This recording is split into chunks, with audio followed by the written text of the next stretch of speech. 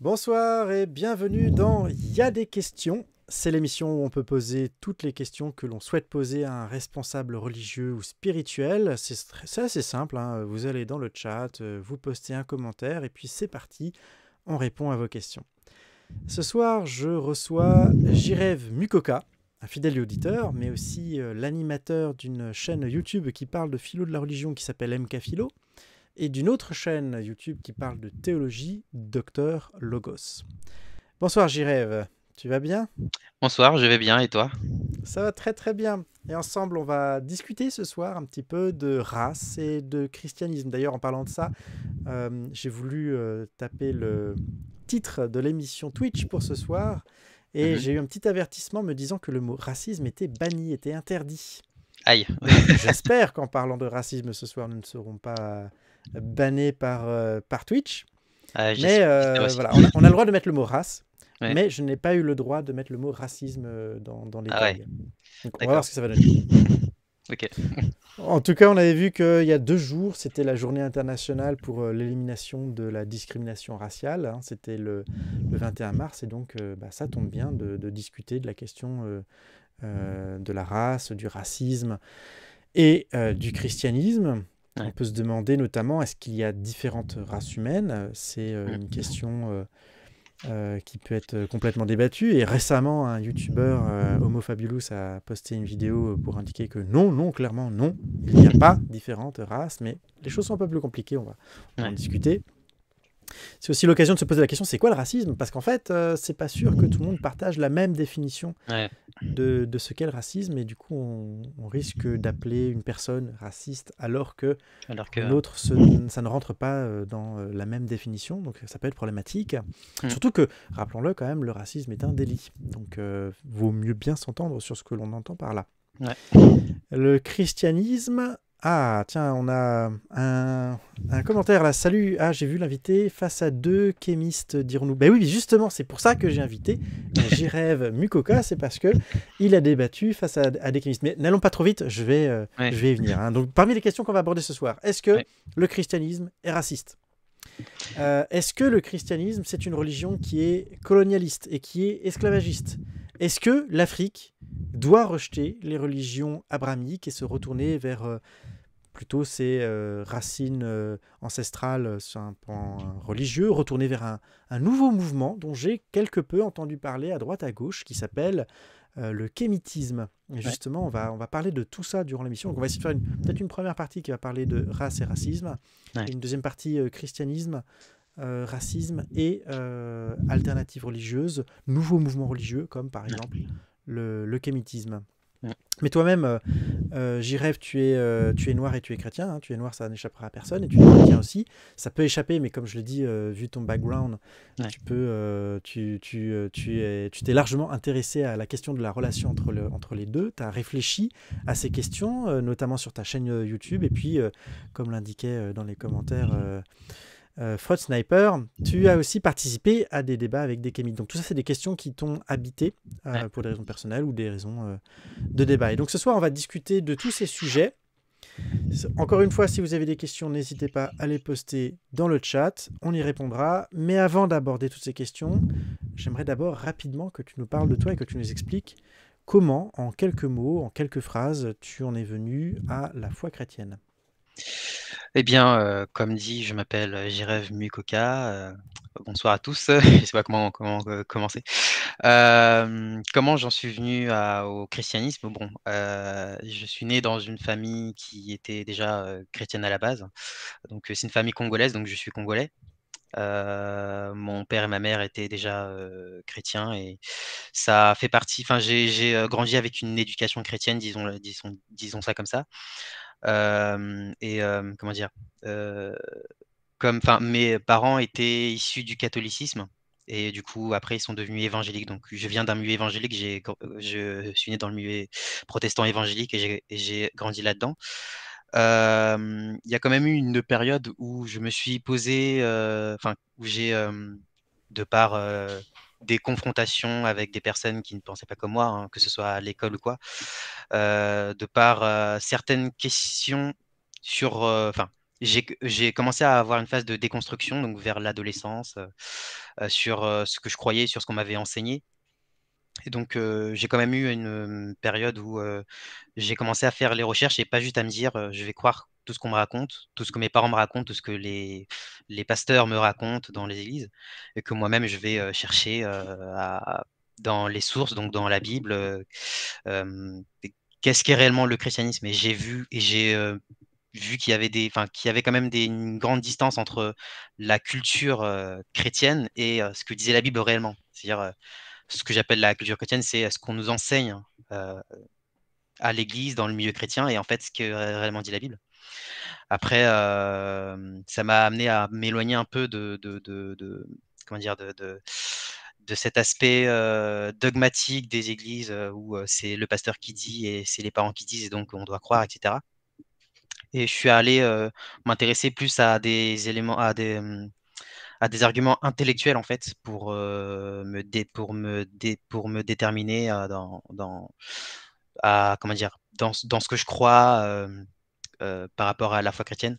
Par exemple, je me suis posé des questions sur la Genèse, une création en 6 jours, qui scientifiquement ça tient pas la route. Donc je me suis intéressé à ces questions-là. Euh, c'est, j'avoue que c'est un exercice assez difficile de déballer un peu l'historique de ces positionnements. Mais tout ça pour dire que maintenant, aujourd'hui, donc je suis toujours chrétien.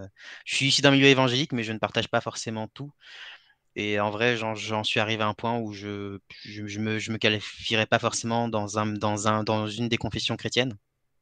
Parce que j'ai plutôt une démarche où je sélectionne de croire ou bien d'adhérer à telle ou telle doctrine en fonction de si elle me paraît crédible bibliquement ou pas, de si elle me paraît crédible d'un point de vue philosophique, etc.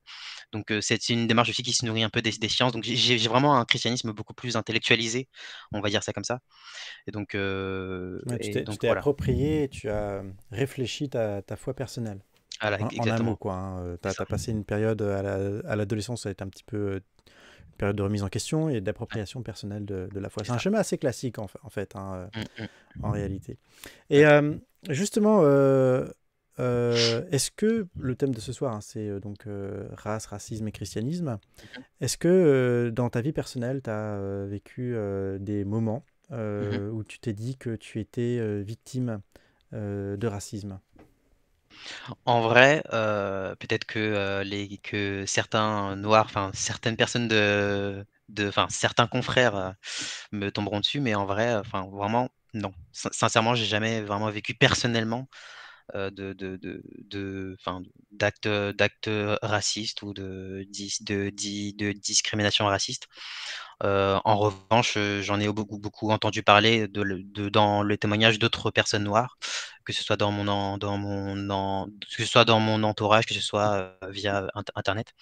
Donc, je sais que le racisme existe, mais j'avoue que je l'ai jamais vécu de manière personnelle. J'ai jamais été vraiment confronté à des racistes, ou bien des actes racistes, d'un point de vue personnel. Donc, Ok, sachant que tu as fait tes études en France, hein, je crois. oui, j'ai fait mes, Ouais. j'ai fait mes études en France. Oui, parce que, Après, je enfin, sais pas je si veux dire, c'est si je te pose la question, mais par exemple, si tu n'avais ouais, vécu qu'au Congo, c'est ça, hein, Congolais, ouais, Congo? c'est ça. Ouais. Congo, Donc, si tu n'avais vécu Kinshasa. qu'au Congo, la question que je te poserais n'aurait plus beaucoup de sens. Oui, Être oui, victime de racisme au Congo quand tu es congolais, c'est un peu compliqué. ce serait un Mais peu compliqué. ma Même question a du si, sens. même Ouais, c'est si bon, possible? il y a des histoires de tribus qui ne se supportent pas. Bref. Oui, alors ça c'est quelque chose qu'on oublie très souvent, mais oui, oui, Ouais. bien sûr, c'est vrai que il y a différentes ethnies et il peut y avoir comment dire, des conflits entre ethnies, ou en tout cas peu Mmh. d'appréciation entre elles. Ouais, bien sûr, ça c'est tout à C'est fait ça. possible. Ouais. Ouais. Et du coup, d'ailleurs, on peut se poser la question, est-ce que c'est du racisme ou pas? Est-ce qu'on peut qualifier ça de racisme ou pas? Alors, en Ouais. fait, derrière tout ça, il faut se poser la question, c'est qu'est-ce qu'une race? Alors là, je joue un jeu, comment dire, piégeux pour toi. Ouais. Je te demande tout de suite, là, qu'est-ce que tu en penses, là, tout de suite? Est-ce qu'on doit encore parler de race ou pas? Parce que tu te souviens que alors je ne sais pas à quelle période tu as étudié en France, mais lors de la présidentielle où François Hollande a été élu en France, Mmh mh. je crois de mémoire que c'était en 2012, mais peut-être que je dis une bêtise, il avait proposé de retirer de la Constitution le mot race, parce qu'il est dit que on est tous égaux, Mmh. quelle que soit notre religion, quelle que soit, etc., etc., et y Mmh. compris notre race. Et donc il avait proposé de retirer le mot race parce que voilà, ce mot-là devait Ouais. disparaître. Mmh. Et donc, qu'est-ce que tu en penses, toi? Est-ce qu'on doit encore parler de race ou pas?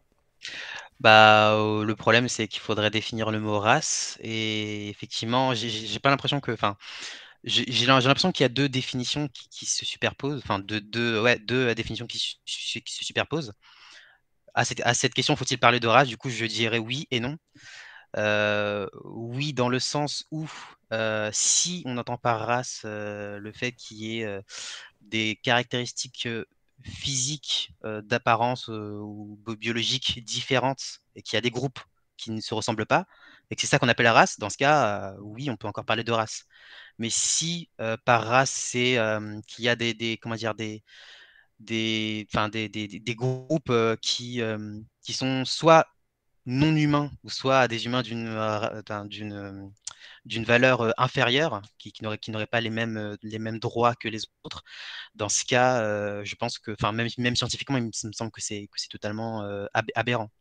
Donc, tout dépend en fait de ce qu'on entend par le mot race. Il me semble que historiquement, notamment ce qui a justifié beaucoup l'esclavage, c'était justement soit de retirer de l'humanité des personnes noires, ou soit de considérer que ce sont des humains mais d'un rang inférieur. Et c'est ça qu'on appelait race. Après, je ne sais pas si c'est ça qu'on appelle race aujourd'hui, donc c'est vraiment... En vrai, je pense que ça dépend de qu'est-ce qu'on appelle race, en fait. Ouais, je pense que tu résumes une bonne partie du débat. Et hier, justement, il y a Homo Fabulous, donc quelqu'un qui est spécialisé, et je voulais récupérer le lien, je l'ai effacé.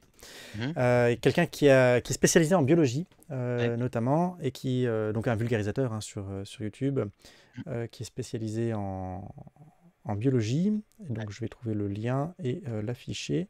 Donc, il a fait une vidéo. Alors, elle est un peu longue, donc je ne pense pas la montrer en entier, mais il me semble que dès les premières minutes, il affiche déjà le ton. Alors, tac.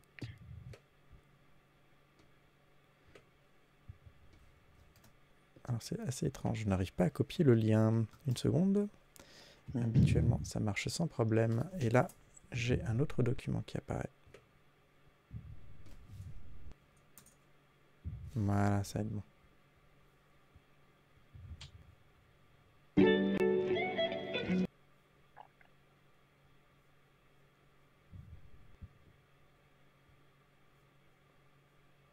Bien, j'ai Internet qui lag un petit peu ce soir, j'espère que tout va bien se passer, mais je vais te montrer ça à l'écran. Hop, donc c'est la vidéo qui a été publiée il y a genre 2 jours ou 1 jour peut-être, hein. C'est vraiment tout frais. Homo Fabulous. J'espère que, alors de mémoire, dès les premières minutes, hein, il y va franco sur son propre positionnement, et puis ça permet un petit peu de voir un petit peu comment on peut se situer par rapport à cette question. D'accord. Aujourd'hui, mardi 21 mars, est la journée internationale pour l'élimination de la discrimination raciale. À cette occasion, je me suis dit que ce serait bien de discuter un peu de la notion de race. Cette notion a-t-elle un sens? S'il y a des races de chiens, pourquoi pas des... Ah, tu n'entends rien? Non. Ah mince. Ah bah si tu n'entends rien, on va pas pouvoir mettre la vidéo. Alors attends. Après, il y a les sous-titres, je sais pas si les sous-titres ils sont écrits. Si les sous-titres sont écrits, ouais. Mais si tu n'entends rien, c'est un peu dommage. Ouais. Ah mince, les autres fois, le son marchait. Bon, tant pis, sinon, c'est pas grave. Écoute, on va partir sur... je vais te résumer un petit peu son propos, et puis ensuite, je vais expliquer un petit peu les positionnements. Donc, en gros, son idée hein, qu'il défend, c'est le fait qu'aujourd'hui, le mot race ne doit plus du tout exister en sciences, ni même en sciences sociales, tout simplement parce que... Ah, bah, Freud Sniper me dit qu'eux, ils entendent très bien. Parce que je me suis demandé si c'était pas une question de décalage. Ah, peut-être que... Ah, pardon. Je pense que c'est moi parce que j'ai coupé le son du live Twitch. C'est pour ça. Et oui, et tu dois le garder. Tu dois le garder. Et c'est pour ça que tu as un casque, c'est pour éviter l'écho. Ouais. Ok, alors après ce faux départ, on va recommencer. Ouais.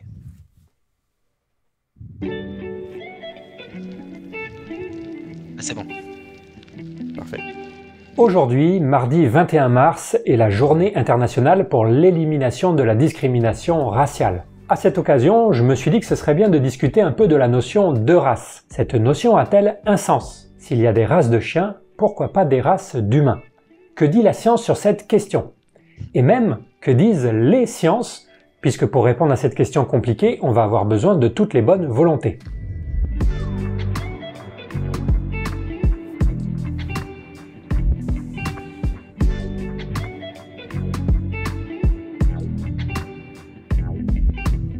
Et commençons avec les sciences sociales.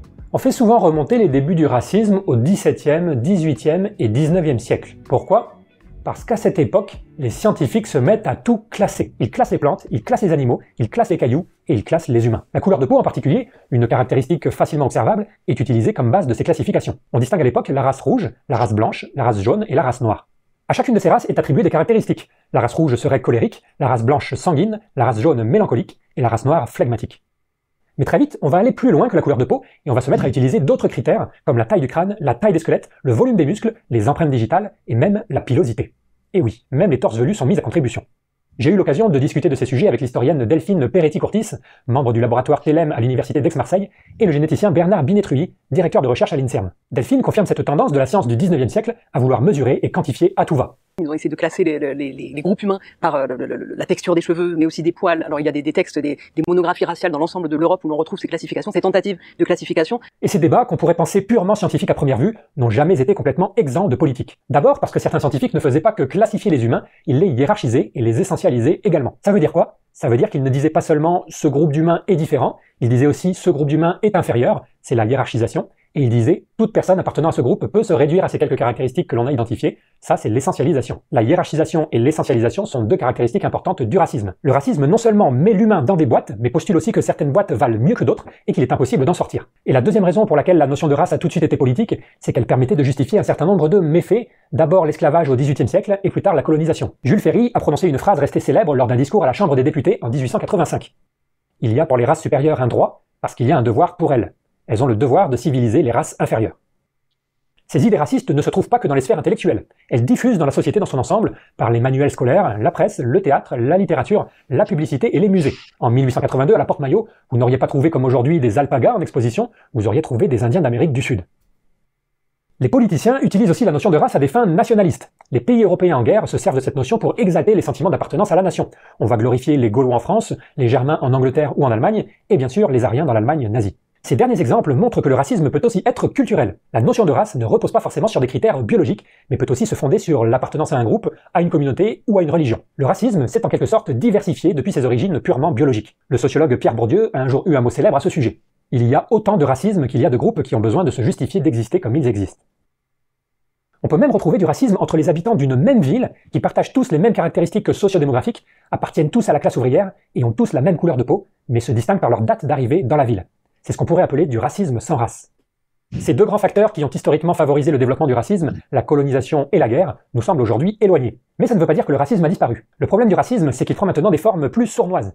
Il ne se manifeste plus seulement par des déclarations ouvertes de haine des autres. En clair, ce n'est pas parce qu'on n'entend plus beaucoup dire haut et fort que les noirs sont inférieurs aux blancs par exemple, que le racisme a disparu. Il peut toujours prendre des formes plus dures à déceler. Par exemple, on peut le retrouver derrière certaines blagues sur les talents et les capacités des uns et des autres. C'est ce qu'on appelle le racisme ordinaire. Comme le rappelle Delphine, il n'y a pas besoin de croire en l'existence de race humaine biologique pour être raciste en quelque sorte. C'est-à-dire que le racisme reste présent aujourd'hui dans différents domaines de la société. Une autre forme de racisme également très sournoise, c'est le racisme systémique. C'est le racisme qu'on peut retrouver dans la société et les institutions et qui peut empêcher certaines personnes de décrocher un job ou un logement, même si on ne leur dira jamais qu'il s'agit de la véritable raison pour laquelle elles n'ont pas été choisies. En résumé, les sciences sociales nous apprennent deux choses importantes sur la question du racisme. La première, c'est qu'il semble toujours présenter des caractéristiques communes à travers les époques. La différenciation des humains, leur hiérarchisation, leur essentialisation. La deuxième, c'est que malgré ces régularités, le racisme prend aujourd'hui des formes très diverses. Le racisme n'est plus forcément exprimé ouvertement, et les critères sur lesquels sont basées les races sont très variés, pouvant englober des caractéristiques biologiques comme culturelles. Cette variabilité est dans un sens très compréhensible si le but premier du concept est avant tout de justifier des discriminations. Le concept sera en permanence modifié pour correspondre au groupe du moment que l'on souhaite dominer, coloniser, ostraciser. C'est dans ce sens qu'on peut dire que la race est une construction sociale. Sa définition a changé au gré des époques et des populations que l'on cherchait à dénigrer. Un jour les Noirs, un autre les Juifs, un autre encore les migrants. Les races ne sont pas des catégories naturelles, mais bien souvent le résultat de constructions servant des intérêts politiques. Voilà, alors je ne vais pas continuer plus loin parce qu'en gros, on a le contenu du propos de sa thèse et après, il va essayer de justifier pourquoi, effectivement, on ne peut pas parler de race. Là, pour le moment, ils disent que c'était une race et le racisme. Et après, il va essayer de justifier son propos. Mais la vidéo étant assez longue, je vais pas aller beaucoup plus loin.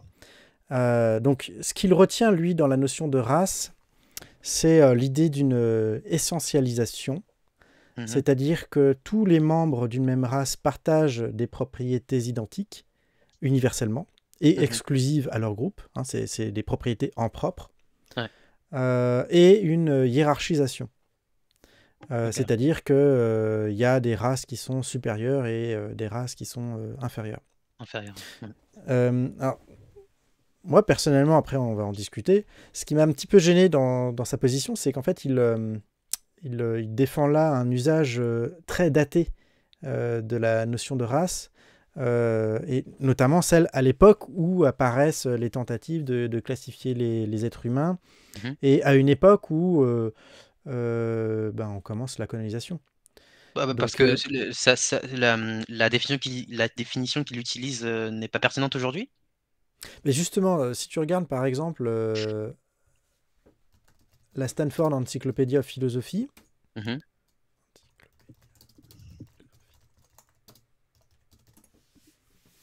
là-dessus, tu as un article qui présente, je trouve, les choses de façon beaucoup plus équilibrée sur les différentes conceptions de la race et les différents usages de la race. Mais là, tout de suite, pour répondre tout de suite à ta question, Ouais.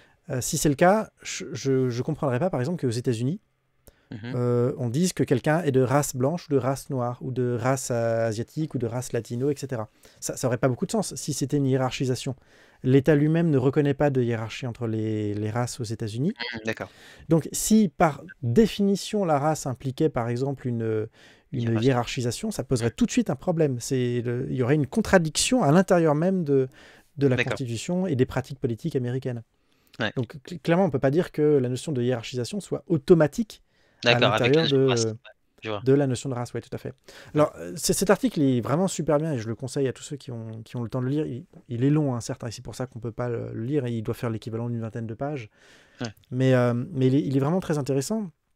Donc il explique un petit peu l'historique du concept de race. Donc tout ce qu'a dit là Homo Fabulus est effectivement vrai sur Mhm. l'historique, la façon dont d'abord on s'est intéressé à la peau et ensuite on s'est intéressé à la taille du crâne pour essayer de trouver quelque chose de quantifiable, parce que le problème Ouais. avec la couleur de la peau, c'est difficile à quantifier. L'avantage de la taille du crâne, c'est que c'est beaucoup plus facile à quantifier. Ouais. Donc tout ça, effectivement, c'est tout à fait vrai. C'est vrai aussi le fait que ce soit un concept relativement moderne. C'est quelque chose d'assez récent qui est né avec l'émergence de la biologie et de la taxonomie, qui avait la volonté justement de classer les espèces animales. Et puis Ouais. une fois qu'on a fait tous les oiseaux et tous les chats, etc., on s'est amusé à le faire avec les humains. Et donc Ouais. c'est dans la même volonté de taxonomie biologique Mm. qu'on a commencé à classer les humains. Et cette volonté-là n'existait pas Alors, antérieurement. ouais. Et ça, là-dessus, l'article est assez intéressant. Il explique, par exemple, que dans Et du coup, l'Antiquité, c'était à quelle date, du coup, qu'est apparue, du coup, cette volonté de... là, dans les médias, si tu me demandes, je dirais 1600, certainement, 1600, 1700. D'accord, ouais, c'est vraiment encore récent. Ouais, parce que même en ce qui concerne, par exemple, l'Espagne, qui a Mhm. expulsé lors de la Grande Inquisition, faisant suite à la Reconquistada, Mhm. lorsqu'elle a expulsé tous les musulmans et tous les juifs, et qu'elle faisait des enquêtes généalogiques pour savoir si quelqu'un se prétendait chrétien, mais en fait était d'ascendance juive ou musulmane, pour Mhm. s'assurer de sa bonne foi, façon de parler, et pour s'assurer D'accord. que c'est un vrai chrétien et pas quelqu'un qui veut juste éviter l'expulsion. Donc Et il y avait des comment... enquêtes, Biologique? généalogiques. Ah, Pardon? d'accord, d'abord. Je crois que tu disais biologique, c'est pour ça que j'ai dit comment on peut Non, non, pas vérifier. biologique. Non. À l'époque, non, non, pas Ouais. possible. Mais donc là, on commençait à sentir les Ouais. prémices d'une biologisation de la question. On D'accord. commençait Mais on n'est pas encore dans du racisme. D'accord. Le racisme, il apparaît vraiment lorsqu'on va penser qu'il y a une naissance, des caractéristiques Hmm. biologiques qui va expliquer pourquoi il y a des êtres humains qui sont si différents les uns des autres. Ouais, je vois. Donc à partir de ce moment-là, il va y avoir plein de questions du type est-ce qu'ils ont tous la même origine ou pas? Mhm. Et donc de ce point de vue-là, évidemment, tous ceux qui étaient chrétiens avaient une tendance à considérer que tous les êtres humains viennent de la même origine à cause du récit sur Adam dans la Genèse, Ouais. donc origine commune pour toute l'humanité. Mais une autre hypothèse, c'était ce qu'on appelle le polygénisme, c'est-à-dire le fait qu'il y ait plusieurs origines, ce qui expliquerait pourquoi des êtres humains peuvent paraître aussi différents les uns des autres.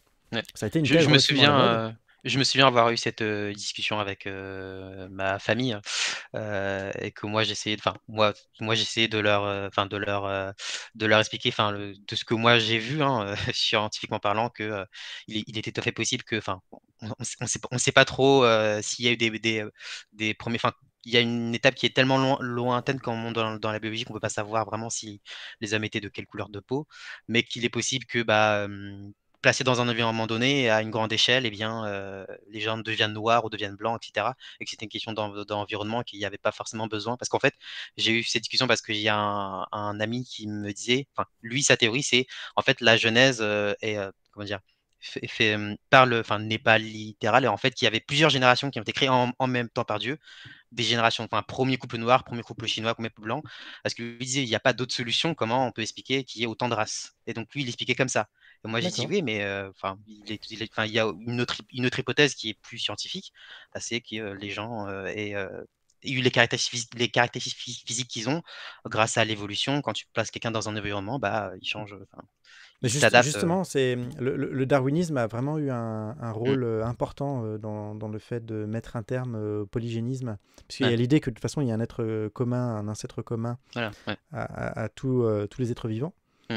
Et donc, ça a résolu, enfin, ça a résolu la question du polygénisme versus monogénisme.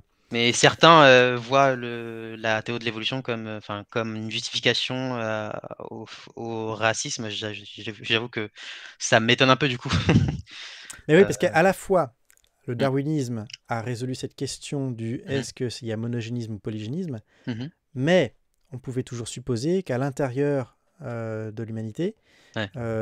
il y en a certains qui évoluent, des groupes de populations humaines qui évoluent dans un sens et d'autres populations humaines qui évoluent dans un autre sens. Et à partir de ce moment-là, on pourrait se poser la question, est-ce qu'il y a une hiérarchie ou pas? Parce que de la même d'accord. manière que dans le On peut règne toujours, animal, tu as des êtres qui... Enfin, tu as des... les chats et les lions, me semble-t-il, font partie de la même branche d'une manière générale, et pourtant ils ont évolué de façon assez différente. Ouais. Donc même s'ils ont un ancêtre commun, ça ne veut pas dire que forcément ils vont être identiques dans tout le temps. Et Donc, justement, c'est aussi ce que permet la théorie de l'évolution.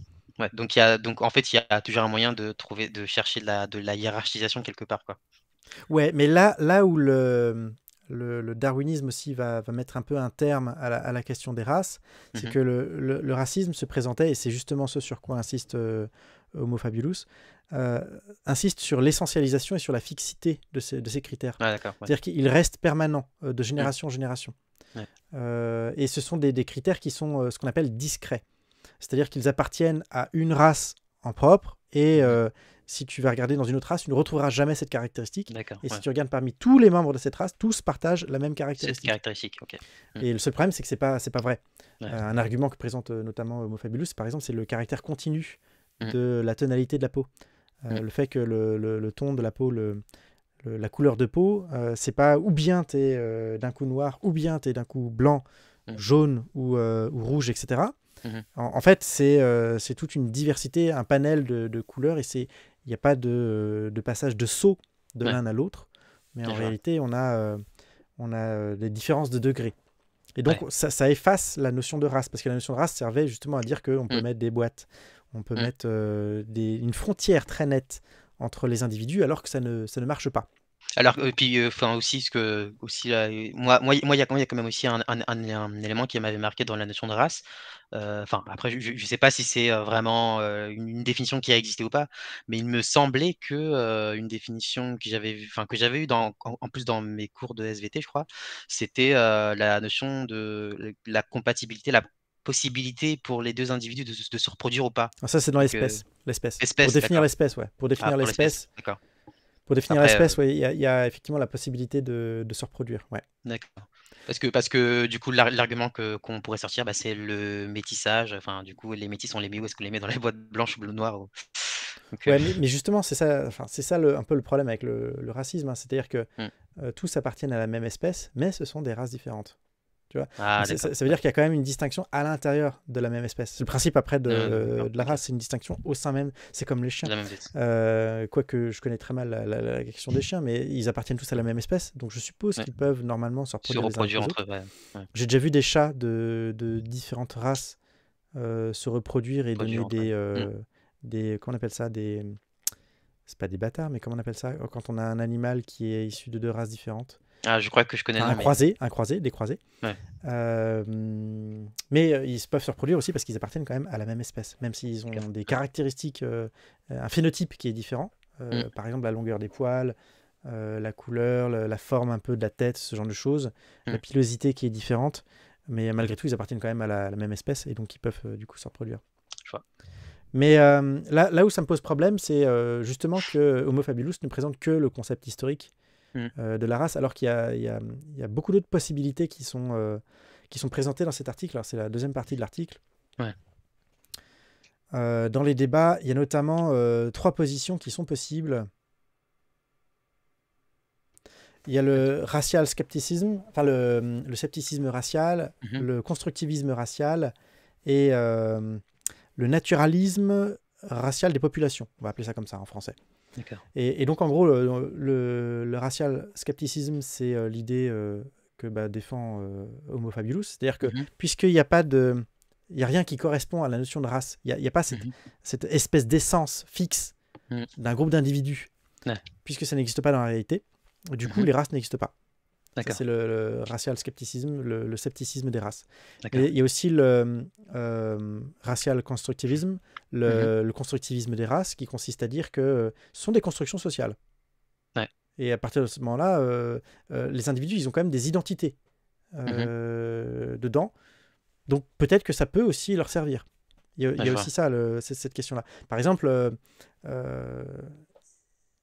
pour un Afro-Américain, le fait d'être reconnu comme black et d'être intégré socialement dans un groupe social qui le reconnaît comme black, etc., ça peut servir à la construction de son identité, de sa sociabilité, de sa socialisation. Et donc il peut y avoir un usage de la notion de race, même si ça ne correspond pas à quelque chose de biologiquement très clair, malgré tout, c'est quand même quelque chose de socialement qui a un intérêt.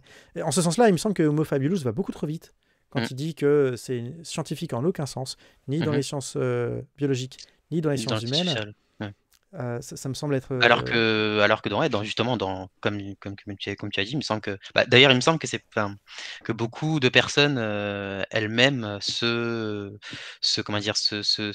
mettent enfin, même beaucoup de personnes racisées, justement, utilisent cette notion de race sociale pour justement s'identifier à un groupe. Il y a une auto-appropriation de la notion de race quand on est désigné par autrui, par un autre, comme appartenant à telle race. On peut se réapproprier cette notion pour construire son identité en utilisant ce mot-là, tout à fait. Et puis il y a un troisième groupe qui est le racial population naturalism, qui consiste à dire que il faut abandonner l'ancienne notion de racisme qui n'a pas de corrélat naturel réel. Les races au sens ancien n'existent pas. Par contre, il existe quand même des groupes génétiques, il existe des groupes qui ont des phénotypes qui se ressemblent factuellement. Les Afro-Américains ont des points communs qu'ils ne partagent pas avec, par exemple, les Caucasiens aux États-Unis. Est-ce que la nature de ces points communs joue un rôle ou pas? Parce que si c'est, par exemple, des points communs de caractère, de personnalité, de manière de parler, d'accent, ou bien c'est des caractéristiques physiques? Non, pour le coup, non. Non, c'est beaucoup moins le cas. D'ailleurs, tu fais bien de poser la question parce qu'il y a encore autre chose qui se joue derrière, c'est la notion d'ethnicité. Mais là, je vais y revenir après. Parce que je vais y venir après. Mais là, ce qui intéresse surtout racial population naturalism, c'est notamment sur un plan médical, par exemple. On sait que parce qu'il y a une base génétique beaucoup plus proche entre Afro-Américains, quelqu'un qui a besoin d'un don d'organes, typiquement moelle osseuse par exemple, aura un taux de compatibilité beaucoup plus fort vis-à-vis d'un autre Afro-Américain que vis-à-vis d'un Caucasien. Donc question, typiquement pour un médecin, si on a besoin d'un donneur d'organes, de moelle osseuse, etc., est-ce qu'on va explicitement dire qu'on a besoin d'un donneur d'organes afro-américain si le receveur est afro-américain? Est-ce que la personne qui est patiente, c'est parce qu'elle est noire que truc, ou bien c'est n'importe quel patient? Là, l'exemple qui est donné, je reprends, moi je suis pas médecin, donc je reprends l'exemple qui est précisément donné dans cet article-là, en fait. C'est pour ça qu'il est intéressant. Alors, je vais peut-être retrouver le passage précis. Ce que je voulais préciser, c'est est-ce que le patient est de la même race que le donneur? Oui, c'est ça justement l'intérêt. C'est parce qu'il y a une base génétique commune et il y a une plus forte compatibilité. Et donc, c'est pour ça qu'il y a un intérêt d'un point de vue pragmatique, notamment par exemple pour la médecine. Si on a besoin d'un donneur d'organes, il vaut mieux préciser sa race parce que ça augmente les chances de trouver un donneur qui soit compatible. Si on ne précise pas sa race, malheureusement pour celui qui a besoin d'un organe, on va réduire les chances de trouver un... donc ça a quand même un intérêt. Après, le débat, ce serait comment le formuler, comment rendre ça... la transformation là où elle se joue, elle consiste à dire que oui, d'accord, le concept de race tel qu'il était entendu autrefois est Mhm. incorrect. Si on Ouais. entend par là des espèces d'essences figées dans le temps, qui Mhm. seraient immuables, qui seraient universelles à tous les individus, en fait, Mhm. ça se passe pas comme ça. Mhm. La notion de race doit être admise, mais de façon beaucoup plus vague et Oui, fluide. je pense aussi. Ce qui explique très bien aussi qu'on ait une population de plus en plus métissée, par exemple, tu vois. Ouais. Si on est un raciste pur et dur, le métissage de la population, c'est un peu... c'est quelque chose de bizarre, conceptuellement parlant. Ouais. Mais par contre, du point de vue plus contemporain, Mhm. sur la notion des races, si on, Ouais. on admet qu'il y a des propriétés qui sont partagées par des populations, mais pas de façon absolue, seulement Mhm. relative, seulement avec des tendances. Ouais. Par exemple, les Afro-Américains auront tendance à avoir la peau plus sombre, mais Mhm. on pourrait aussi avoir des Afro-Américains avec la peau beaucoup plus claire, c'est Ouais. possible. Mhm. C'est juste des tendances. Et à Ouais. partir de là, on voit des populations qui ont des origines communes, par exemple, qui Mhm. ont des pôles génétiques communs, qui ont, Mhm. enfin voilà, ils ont des propriétés communes. Et Ouais. puis, par exemple, sur le plan médical, mais pas seulement, mais par Ouais. exemple, sur le plan médical, ça peut avoir un usage. Ouais. Et donc, est-ce Ouais, qu'il faut donc abandonner... il y a des grandes tendances qui sont partagées, enfin des caractéristiques qui sont des grandes tendances et qui sont pas des limitations radicales entre une race et Absolument. une autre, quoi. Ouais. Tout à fait, ouais. Alors Ouais. surtout que ça, c'était un argument qui avait été sur la question de l'environnement, hein, que tu évoques dans l'histoire du racisme. Je Ouais. vais en parler parce que c'est intéressant, parce que je l'ai appris en lisant cet article. C'est un juif allemand qui était venu aux États-Unis au XXe siècle, qui s'appelait comment? Je vais retrouver ça, qui s'appelait T'as dit c'était un juif Franz nord-américain? Boas, je crois que c'est lui. Ouais, c'est Franz Boas. Lui, il avait étudié justement la façon dont les populations, la taille du crâne des populations juives Mhm. naissant aux États-Unis, et il l'avait Mhm. comparé avec la taille du crâne de leurs parents qui étaient nés en Europe. Mhm. Et il Ouais. avait constaté que, alors qu'on parle de la même race, hein, supposément, Ouais. eh bien, on constate que la taille de crâne est complètement différente. Ouais. L'explication serait plutôt de l'ordre de l'alimentation, tout simplement. Ouais. Le fait qu'il Ouais. n'y a pas eu du tout le même régime alimentaire pour les juifs européens que pour les juifs nés aux États-Unis.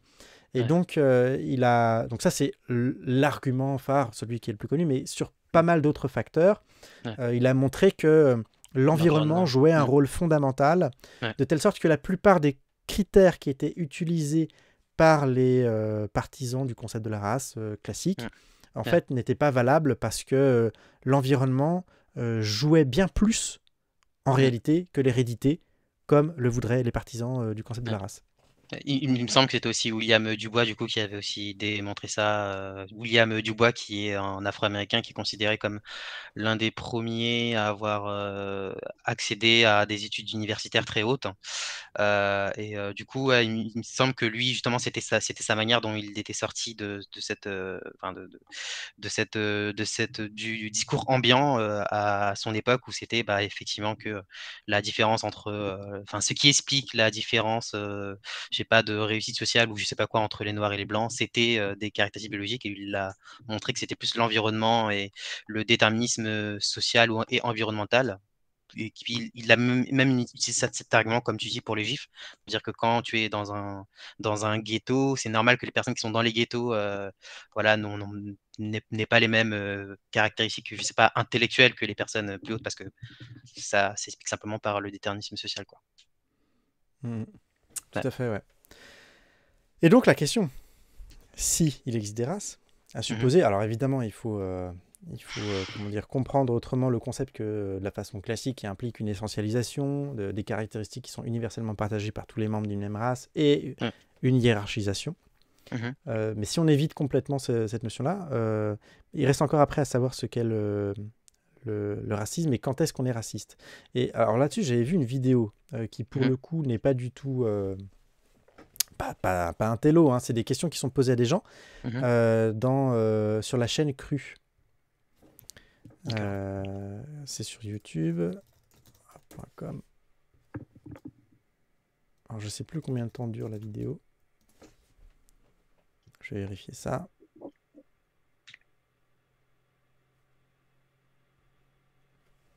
Voilà, et donc c'est Cru et c'est de 0 à 100, combien tu es raciste. Je trouvais la question est posée de façon très intéressante. Ouais, c'est ça. Cru, alors de 0 à 100. Combien tu es raciste? Ça. Combien tu es raciste? Ouais, 7 minutes, c'est bon. Attends, c'est ça? Ouais, 7 minutes, c'est bon. Allez, on va se la faire.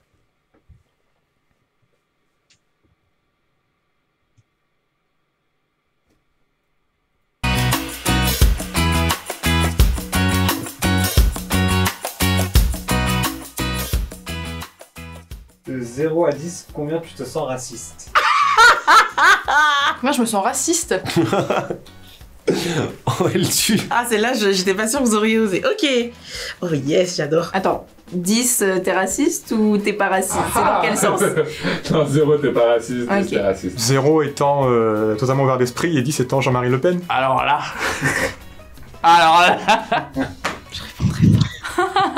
J'ai un humour qui est très noir, mais je dirais pas que j'irais jusqu'au racisme. Une incompréhension, oui. Parfois des peurs ou des choses comme ça, mais fondamentalement du racisme, non. À Paris, dans tous les contextes, dans toutes les personnes que tu croises, tu peux pas être raciste. Moi, je pense que c'est la baisse qui m'a aidé à ne pas être raciste. Ah ouais? Bah ouais. Tolérance à fond? Bah bien sûr, normal. Non, pas du tout de racisme. 0. 0. 0. 0. 0. 0. 0. 0. 0. 0. 0. 0. 0. 0. 0. 0. Moins 20. Je cherche le 1, je vois pas. Je peux pas être raciste, enfin j'ai grandi en cité, j'ai côtoyé tout le monde dans ma vie. Sachant que je sors avec une égyptienne musulmane, que j'ai un cousin qui est laotien. Je suis de famille immigrée, donc... Vu ma tête... Mais après, je dirais... excuse, hein. Ah, c'est pas une excuse, hein. C'est pas une excuse, je suis d'accord. Je pense pas me considérer un seul % raciste. Après, on sait pas, on peut toujours se surprendre à se découvrir des nouvelles passions dans la vie, qu'est-ce que j'en sais. Il y a des gens qui pensent que tout ce qui va être racisme anti-blanc, etc., ça n'existe pas. Et moi, je considère que ces gens-là sont plus racistes que moi. Et c'est dans ce sens-là que je me considère vraiment à zéro raciste. Je combats toutes les formes de racisme, mais peu importe qu'elles soient répandues ou pas dans la société. En revanche, je vais être extrêmement sensible à l'attitude que les gens vont avoir par rapport au reste de la société. Tu m'aurais posé la question sur les racailles, typiquement, là je t'aurais mis 10, tu vois. Et peu importe leur couleur de peau. Je considère même pas que le racisme existe, parce que ça sous-entend qu'il y ait des races. Et moi, pour moi, il y a des discriminations ethniques. De toute façon, à l'étranger, t'es un étranger, donc... Je sais pas, peu importe ta couleur, ça change rien. Si t'es gentil, si t'es con, quoi. J'aurais envie de dire 0, mais je sais que c'est pas tout à fait vrai. Ce serait facile de dire 0, je suis absolument pas raciste, n'importe quoi. J'ai l'impression qu'on n'est pas tous toujours très honnêtes là-dessus. On n'est pas parfait, donc je dirais 1. Entre 0 et 1, peut-être 1. Je dirais 1. 1 ou 2. 1 ou 2, je dirais. 1,5, 2. Ouais, je dirais 2. 2. Parfois, il y a des manières de voir la vie qui te perturbent quand tu te retrouves en face et que tu n'arrives pas à juger compatible avec toi. J'imite souvent l'accent chinois quand je mange chinois. Du coup, je sais pas si ça compte comme raciste. Ça m'arrive de faire des blagues... Les blagues racistes rigolotes qui restent toujours... Au moment où je vais être avec mes potes et je sais très bien qu'on rigole, là, c'est presque terrible à dire, mais oui, on l'est, mais on sait très bien que c'est sur le ton de l'humour. Mais avec mes potes, du coup, qui sont asiatiques, qui sont noirs, qui sont autres, et c'est toujours pour rigoler, et ils ont peur que je sois raciste à un moment, et non. Parfois on va faire une blague de mauvais goût et au moment où on l'a dit, on se dit mais purée, pourquoi j'ai dit ça, c'est ultra déplacé. Et du coup moi je vais le percevoir comme une blague, mais en fait les premières personnes concernées elles seront là, ben non ça passe pas. J'ai été éduqué comme un homme cis blanc et hétérosexuel, donc j'ai quelques séquelles. Cette empreinte je pense laisse un peu en moi encore des traces, mais qui sont purement culturelles et liées à l'environnement familial. Il doit certainement me rester des petits bouts d'éducation qui, dans les années 90, n'étaient pas considérés comme racistes et qui aujourd'hui le sont. J'ai grandi en France, je suis élevé par des parents classe moyenne, etc. machin. Quand on est blanc, on a du racisme qui est intégré dont on n'a pas forcément conscience. Je pense que les personnes blanches et privilégiées, quand bien même elles sont déconstruites le plus qu'elles le peuvent, ont quelque part, sans le savoir, des comportements racistes dans le quotidien, quand bien même elles sont profondément inconscientes, non réfléchies et non voulues. Je pense qu'on est tous un peu racistes, que c'est instinctif, qu'on l'a en nous. Je pense que ça arrive d'avoir des pensées irrationnelles et qu'on rattrape nous-mêmes en fait. J'ai des pensées des fois racistes mais sans me rendre compte que ça l'est, du coup ça veut dire que je le suis un petit peu. J'ai pas du tout l'impression d'être raciste, mais je peux avoir des préjugés sur les gens sans faire exprès. Des préjugés débiles sur d'autres cultures que je connais pas. J'ai peut-être des a priori sans le vouloir. Des fois des pensées, des stéréotypes qui viennent. Les clichés c'est gros quand même. Et c'est chaud de s'en détacher. Ça m'arrive encore d'avoir des réflexions un peu limites envers certaines personnes. Des micro-agressions ou des remarques racistes sans se rendre compte. Je suis sûre et certaine que j'ai des propos racistes, j'en suis sûre. Sans qu'on pense et qu'elles soient intentionnellement racistes en fait. On a tous des idées qu'on nous a inculquées qui sont plus ou moins racistes. Et après, c'est à nous de les déconstruire. La déconstruction de antiraciste, c'est tout le temps. J'en suis conscient, et je suis conscient des biais et je les contre. Mais je le sais, et ça m'énerve terriblement. Je le sais qu'au fond de moi, quelque part, il y a un petit truc de temps en temps, tu vois, qui va avoir des petits a priori sur les gens, tu vois. Minimes comme ça, tu vois. Et à chaque fois que je le vois, je suis en mode dégage, tu vois. Je suis très en colère contre moi-même quand j'ai des pensées. Des heures de pensée automatique que je déteste. Est-ce que ça fait de moi un raciste ? Si j'ai des comportements racistes, j'aimerais bien qu'on me le dise, comme ça je peux les éviter. S'il y a des gens qui m'ont fait prendre conscience, c'est mère. J'aurais envie de dire 0, mais je peux pas. 3. 3 sur 10. Ouais, je pense 3, 4. 4 sur 10. Parce qu'il y a des fois où je peux pas m'empêcher d'avoir des réflexions racistes. Parfois, j'ai encore des réflexions que je sais que c'est pas bien. Faut pas les dire. Mais je les dis ou je les pense. Les Homo sapiens qui ont survécu parmi nos ancêtres, c'est que genre ils s'étaient regroupés en une communauté suffisamment soudée et qui rejetaient suffisamment les gens qui ne faisaient pas partie de cette communauté pour survivre et perdurer dans le temps.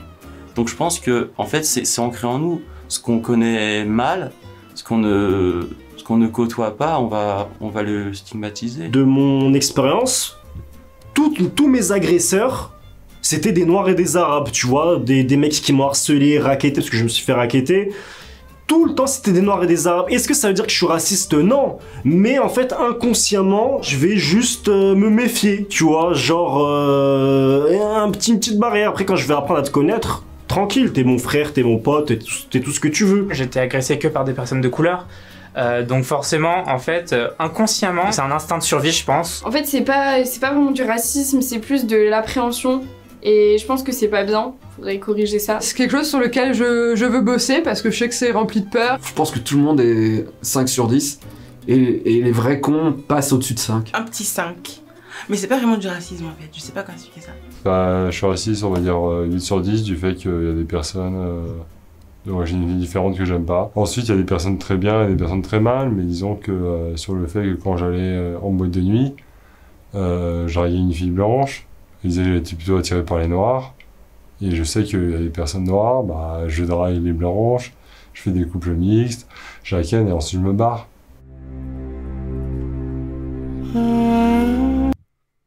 Du coup, t'as vu, il y a quand même des définitions qui sont assez différentes les unes des autres. Je sais pas si la vidéo est finie pour toi, ouais. Est-ce qu'il y a un petit délai entre nous? Oui, pardon. Il y a quand même des définitions qui sont très différentes les unes des autres. Ouais, bah ça revient à ce qu'on disait tout à l'heure. J'ai vu le commentaire de Freud Sniper. Comme c'est pour rigoler, ça passe. Mais est-ce que le fait de penser à la blague raciste n'est pas un signe de racisme dans le sens où un non-raciste ne penserait même pas à user de la blague raciste? Alors moi, je pense pas forcément. Enfin, bon.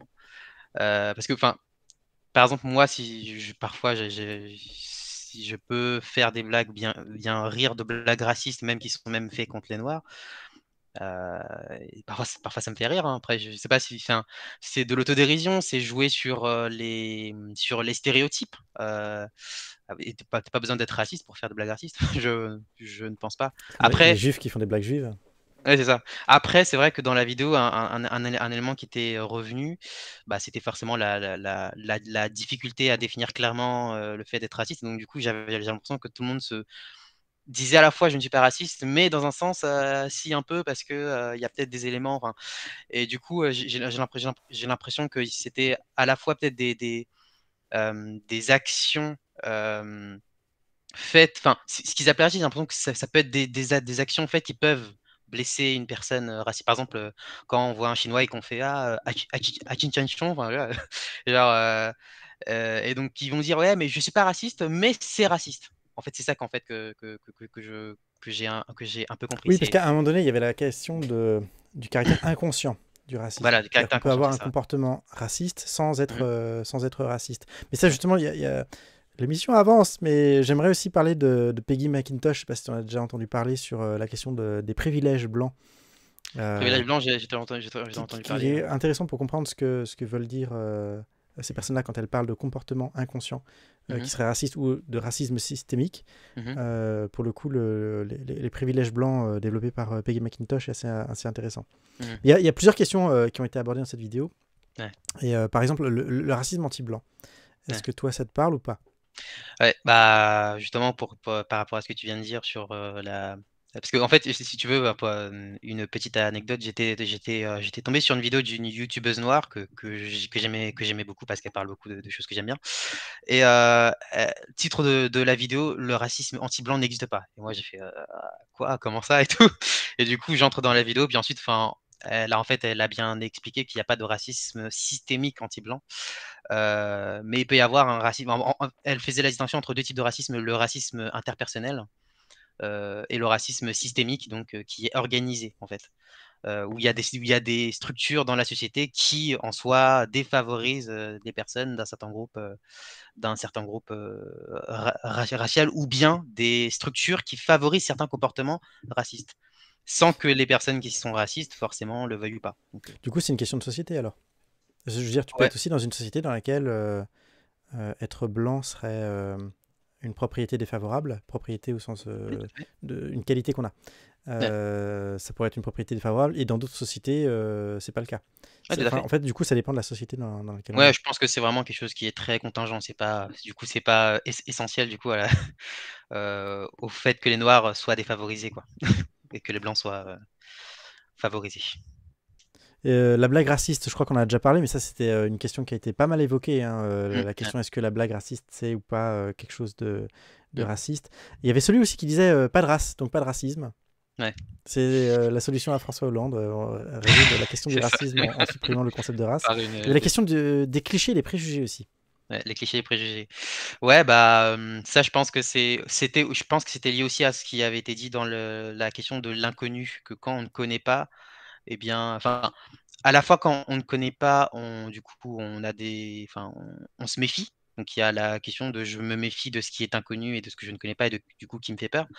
Et que ça sous-entend qu'une fois que je connais, bah, finalement, cette peur ou cet a priori ou comment dire, ou ce rejet disparaît. Donc ce serait plus une question de connaître ou de ne pas connaître, et non pas en Mais il soi n'y a une pas que ça question, dans le cliché, moi, je trouve. Parce ouais. que dans le cliché, tu as... Mmh. En fait, le cliché et le préjugé, j'ai l'impression qu'il y a une connotation qui est différente. Le cliché, il y a Mmh. une connotation presque plus positive ou plus amusante, Mmh. alors que le préjugé, il y a une connotation plus négative, plus inquiétante. Bah, préjugé, c'est quand même jugé avant, donc. Ouais, je sais, mais là, je parle pas forcément d'étymologie, là. C'est-à-dire, par exemple, voir quelqu'un d'arabe et se dire qu'il va te voler, je qualifierais ça de préjugé. D'accord. Voir un asiatique et se dire il a les yeux bridés et faire le geste avec le doigt de brider les yeux, c'est plus un cliché, je dirais, plutôt qu'un préjugé. D'accord. J'ai Donc ce l'impression serait, qu'il y a une différence entre les deux. ouais, donc ce serait positif et négatif, quoi. Alors positif, c'est peut-être pas le terme, mais Ouais. ce que je veux dire, c'est qu'il n'y a pas d'implication négative autant que dans le préjugé. Par exemple, dans le préjugé, si tu te dis que telle ethnie ou tel membre de tel groupe racialisé commet des actes délictueux ou fait ceci, cela, mais du coup, ça va lui poser des problèmes à lui aussi, parce que ça va être une perte d'opportunité. Par contre, dans le cliché, je sais pas, c'est comme les Français, ils mangent des baguettes. Et en fait, on s'en fout, quoi. Il n'y a pas d'implication réelle. D'accord, je vois. Et c'est plus de la rigolade. Tu sais, les Anglais mangent du roast beef et les Français mangent des grenouilles, ou tu vois, les mangeurs de grenouilles, tu vois. Ouais. Mais après, en fait, on s'en moque un petit peu. Ou de la même manière, quand on dit que les Chinois mangent du chien ou ce genre de choses. Il y a un côté cliché dans le sens. Et que quand on dit que tous les Chinois font du kung-fu, ou que les Noirs savent tous danser, etc. Voilà, exactement. Ouais. Où j'ai entendu récemment que tous les Noirs étaient forcément des athlètes. Ouais, mais typiquement, alors que bon, après, c'est pas vrai. Mais c'est du cliché. Je pense pas que ce soit vraiment du préjugé. Il y a quand même la question. Il y a quand même la question qu'on a abordée tout à l'heure, et là je vais l'aborder, mais il faut qu'on avance vite parce qu'il y a aussi pas mal d'autres questions qu'on va aborder encore. Mais la question des privilèges blancs qui avait été développée par Peggy McIntosh. Alors, attends 5 secondes.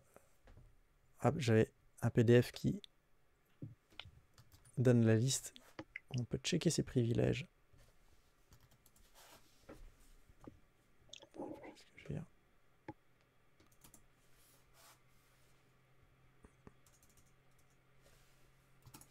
Pas trouvé. Si, c'est juste... Voilà. Donc, quand on parle de racisme systémique, souvent on fait appel, ou des privilèges blancs, souvent on pense à l'origine de toute cette théorie des privilèges, et on en revient justement à la question des privilèges de la blanchité selon Peggy McIntosh. On va peut-être lire juste les 10 premiers, juste pour qu'on ait une idée un petit peu de la théorie qui est derrière, et puis tu me diras ce que tu en penses. Donc, premier point. Si je désire, je peux m'arranger la plupart du temps pour être en compagnie de gens de ma race, entre guillemets. Donc ça, c'est un premier point qui me montre si je suis privilégié ou pas. Deuxième point. Je peux éviter de passer du temps avec des gens dont on m'a habitué à me méfier ou qui ont appris à se méfier des gens de ma race ou de moi-même. Donc en fait, c'est un peu la même chose que le premier. Troisième. Si je devais déménager, je suis pratiquement certaine de pouvoir louer ou acheter un logement dans un quartier à la portée de ma bourse et où j'aurais envie de vivre. Quatrième, je peux être à peu près certaine que mes voisins dans ce quartier sont soit neutres, soit aimables avec moi. Cinquième, je peux la plupart du temps aller faire mes courses seule en étant assez certaine de ne pas être suivie ou harcelée.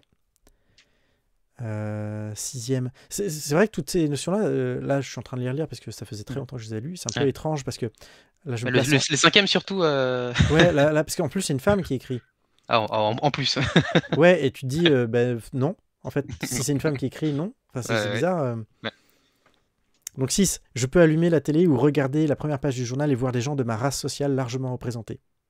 Et là, on en vient à une question que tu voulais discuter sur la représentation des Noirs au cinéma. Enfin, la présence des Noirs au cinéma.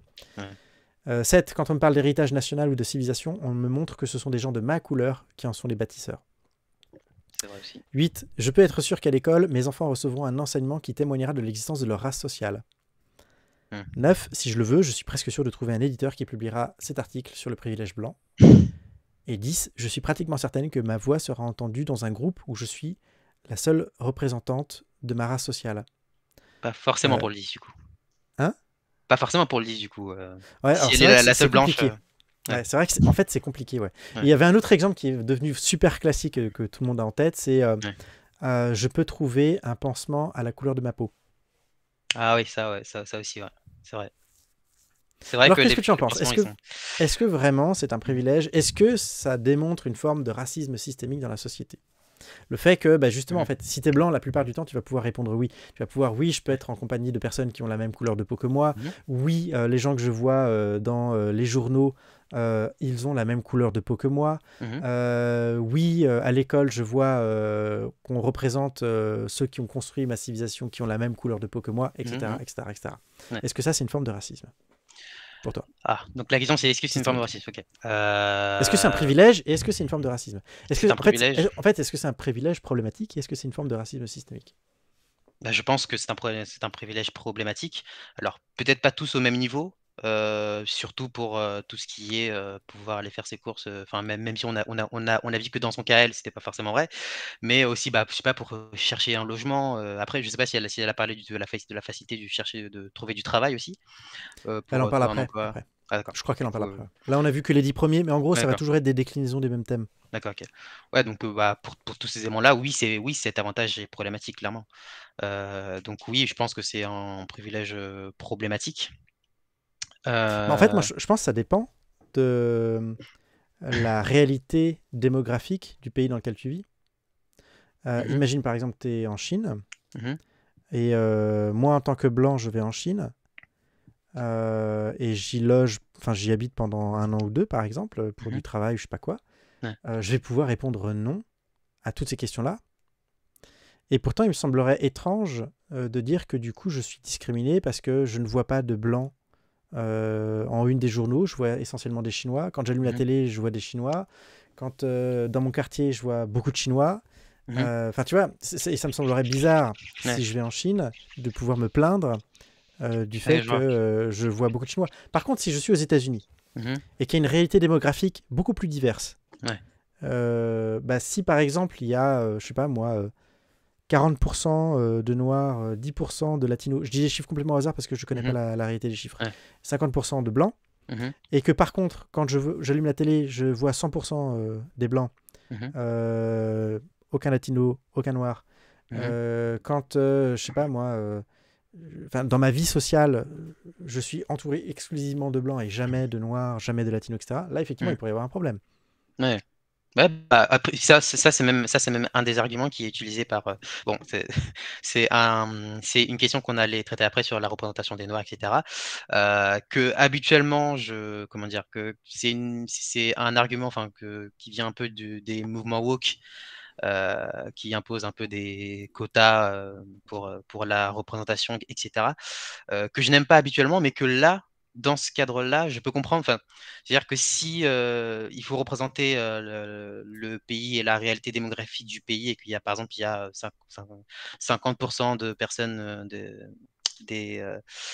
qui sont dans la diversité, qui sont noirs, qui sont chinois, latinos, etc. Bah, ça doit se voir dans les représentations, dans les pubs, on doit voir aussi des noirs, et que, c'est aussi un argument, enfin, ce que je veux dire, c'est aussi un argument qui est utilisé justement par les tenants de ce mouvement, de dire, bah, il faut représenter les gens qui font partie de la réalité démographique du pays. Donc, comme il y a des Noirs, il y a des Arabes, bah, il faut qu'il y ait des Noirs et des Arabes aussi au travail, dans le cinéma, dans les pubs, voilà. Donc, Et est-ce que du coup, ce privilège te semble anormal si on est dans une société où, je sais pas moi, 90% de la population est par exemple blanche, et que tu as 10% de noirs, est-ce que c'est anormal que... en fait, je reprends mon exemple là, sur la Chine. Je vais en Chine, j'élève mes enfants en Chine, ça me semblerait normal qu'à l'école, s'ils vont... ça dépend quelle école, parce que en fait, je pense que du coup, ils seraient... C'est vrai que si tu vas en tant qu'expatrié, en général, tu vas plutôt essayer de préparer tes enfants au retour. Donc tu les envoies pas à l'école chinoise, forcément, a priori. Mais s'ils font des études à l'université, par exemple, ce genre de choses, là, par contre, ça pourrait changer les choses. Après, il y a quand même une différence avec la Chine. Enfin, après, là, on va dans les débats politiques sur l'immigration. C'est justement que la Chine est connue, et on sait que quand on va en Chine, c'est pas un pays ouvert forcément à l'immigration, ce qui n'est pas le cas de la France, par exemple. Ouais, Et je prends un cas extrême. Hein. Ouais, non, ce que je veux dire, c'est que du coup, comment dire, les gens qui vont reprocher à la France, enfin qui vont reprocher à l'extrême droite, par exemple, de ne pas être, d'avoir des discours un peu identitaires sur la France, bah, on a du mal à comprendre, parce que la France elle-même, enfin, je sais pas si ce que je vais dire, c'est une énormité historique ou pas, mais il me semble, hein. En tout cas, la France que je connais aujourd'hui prône, voilà, l'ouverture justement de l'immigration, des droits égaux, des chances égales, etc. Ce qui n'est pas forcément le cas dans d'autres pays. Et donc, si tu vas dans un pays où c'est ça la culture, c'est l'ouverture, bah, tu t'attends à ce que ce soit ça la mentalité partout, quoi. Et que si tu vas dans un pays comme la Chine, qui n'est pas très ouvert par rapport à ça, bah, tu te prépares en conséquence, comme tu as dit, à l'expatriation. Ouais. Après, peut-être que l'exemple de la Chine était mal choisi. Il aurait fallu prendre par exemple l'exemple du Japon, parce que le Japon n'est pas réputé anti-immigrationniste, et pourtant il y a quand même une homogénéité ethnique. C'était juste... Surtout peut-être pour mettre en avant le fait que le privilège n'est peut-être pas forcément indu. Peut-on vraiment parler de privilège? Mais par exemple, si tu vas au Japon et que tu ne trouves pas de pansement noir pour peau noire, sachant que la représentation ethnique des Noirs est probablement très limitée au Japon, je ne pense pas que ce soit une forme de racisme systémique. Tout ça, c'est dicté par un marché. Je vois mal des fabricants volontairement et absolument produire des pansements de couleur noire, sachant qu'il n'y aura pas de marché pour. Enfin, ça me paraît un peu étrange au bout d'un moment de réclamer, de dénoncer des privilèges qu'on a quand on appartient à l'ethnie majoritaire. Et, en fait, le fait qu'il y a une réalité démographique, donc il y a forcément une ethnie majoritaire. Quand il y a une ethnie majoritaire, il y a forcément un marché qui lui ressemble d'une certaine manière. Par contre, là où il y a problème, c'est quand l'ethnie majoritaire a une forme de monopole sur le marché, de telle sorte que le marché ignore complètement la réalité finalement démographique du pays dans lequel il est. Ouais, je pense vraiment que le marché doit... Bah, du coup, après, je sais pas si... franchement, je saurais pas dire si c'est du racisme ou pas, du coup. Mais... Ouais, parce que tout à l'heure, on parlait, dans la vidéo, on parlait de de l'inconscient, des privilèges inconscients. Il y a une jeune fille qui a Mhm. parlé du fait que on peut être raciste parce qu'on a des privilèges et on n'en a même pas conscience. Ouais. Ouais, c'est vrai aussi. Après, enfin ouais, je sais pas, enfin, je pense que vraiment au cas par cas, enfin par exemple l'exemple que tu as donné, pour moi je dirais pas que c'est du racisme quoi. Après, il y a d'autres exemples qu'on peut donner aussi. Je sais pas, le patron qui fait du faciès, enfin Évidemment. en entretien Évidemment. d'embauche. Donc là, c'est clairement Évidemment. du racisme, ouais, voilà, du racisme qu'on peut dire systémique, puisque c'est peut-être qui va engendrer, je sais pas, quelque chose de systématique dans la manière d'embaucher. Donc, Ouais, il y a là, Fred Sniper qui donne un exemple, c'est dans le domaine de la coiffure. Les cheveux crépus ne sont pas étudiés. Ça, je pense pas que ce soit vrai aujourd'hui. Parce que je suis quasiment sûr que c'est étudié dans les salons de coiffure. Après, ça doit dépendre peut-être des régions. Mais si tu vas à Paris, ça me semblerait hallucinant que là-bas, ce soit pas étudié en Île-de-France. En Île-de-France, quand même. Parce Bah, qu'il y a, après, là, il y a une mixité de population qui est beaucoup plus importante en Île-de-France que, par exemple, je sais pas moi, enfin, dans des régions où il y a une plus grande homogénéité ethnique. Bah, Freud Sniper dit non. Après, moi, ce que je remarque aussi, c'est que dans les salons de coiffure que je vois, même dans les vitrines, la représentation, ce sont des blancs. Et enfin, quand Oui, mais après, quand si le salon il est blanc, mais quand ce sont des noirs, forcément, ils vont mettre. oui, après, tu as des salons spécialisés Exactement. Ouais. Et puis, même, je le vois au niveau du maquillage féminin, souvent l'exemple est donné. Mais là, pareil, tu vois de plus en plus les marques qui se Oui, ça, c'est diversifient. une tendance qui commence à, oui, c'est une tendance qui commence à truc, mais ça reste quand même majoritairement blanc. Après, tu pourrais me dire que oui, bah si la population majoritaire est blanche, il me semble que c'est pas, je sais pas si, enfin, vraiment, faut des verres. Il me semble qu'il y a quand même beaucoup d'immigrés en France pour que ça soit le cas. Ouais. Donc, On va peut-être passer à la question suivante parce qu'on a, ouais. on a déjà Ah, beaucoup déjà parlé de toutes ces questions-là. Puis il y en a dans le chat qui aimerait beaucoup qu'on parle du kémitisme. Mais juste avant de parler du kémitisme, parce qu'en fait, il y a un rapport entre les deux. C'est le christianisme. Est-ce que le christianisme est raciste ou non? Parce que déjà tout à l'heure, on a un peu expliqué que l'origine du racisme venait plutôt de la biologie. C'est quand on a voulu classifier, faire des taxonomies parmi les êtres humains qu'on a commencé à avoir le concept de race. Donc du coup, a priori, le christianisme ne devrait pas être considéré comme raciste, on peut supposer. On a dit aussi tout à l'heure que dans le débat entre polygénisme et monogénisme, le christianisme prenait le parti du monogénisme, c'est-à-dire que tous les êtres humains ont une origine commune en la figure de Adam. Donc là encore, ça devrait être un point contre le racisme, mais dans l'histoire, ça semble difficile de se dire que les chrétiens sont complètement blancs. Alors, enfin, oula, la phrase que je viens de faire là, c'est totalement raciste. Donc, qu'est-ce qu'il en est alors? Ouais. Bah moi, enfin, parce que du coup là, les arguments que tu as donnés sont déjà des premiers éléments, mais après ça c'est plus la Genèse, l'Ancien Testament. Mais déjà dans le christianisme, enfin dans le tel qui se donne dans la Bible, hein, il me semble que on peut difficilement dire que qu'il est raciste. On voit pas de, enfin, avec le christianisme déjà vient, enfin, le christianisme vient quand même casser la notion de, on a la religion de comment dire, d'ailleurs ça peut être un argument en faveur de l'essentialisme de la race. Il vient casser cet automatisme. On a la religion de son peuple, bien de son ethnie. La religion n'est plus une caractéristique ethnique ou comment dire ou nationale, mais devient personnelle. Oui, parce que le christianisme se veut un universalisme. C'est-à-dire qu'à la fin des évangiles, Jésus dit annoncer la bonne nouvelle à tous les peuples du monde entier. À tous les Donc, peuples de la terre. on cesse d'envisager la religion comme c'était le cas dans le judaïsme, une religion d'un peuple, une religion ethnique, pour une religion mondiale pour le coup. C'est ça. Et puis après, il y a aussi un autre élément en rapport avec l'esclavage, parce que ça aussi, c'est un argument qui est donné pour dire que historiquement, des personnes qui se sont dites agir au nom du christianisme ont favorisé l'esclavage, et que même dans la Bible, on trouve des éléments qui sembleraient justifier l'esclavage. Après, il me semble que quand on lit bien, par exemple dans les lettres de Paul, c'est vrai qu'il dit aux esclaves de se mettre à leur maître et aux maîtres de bien traiter leurs esclaves et tout.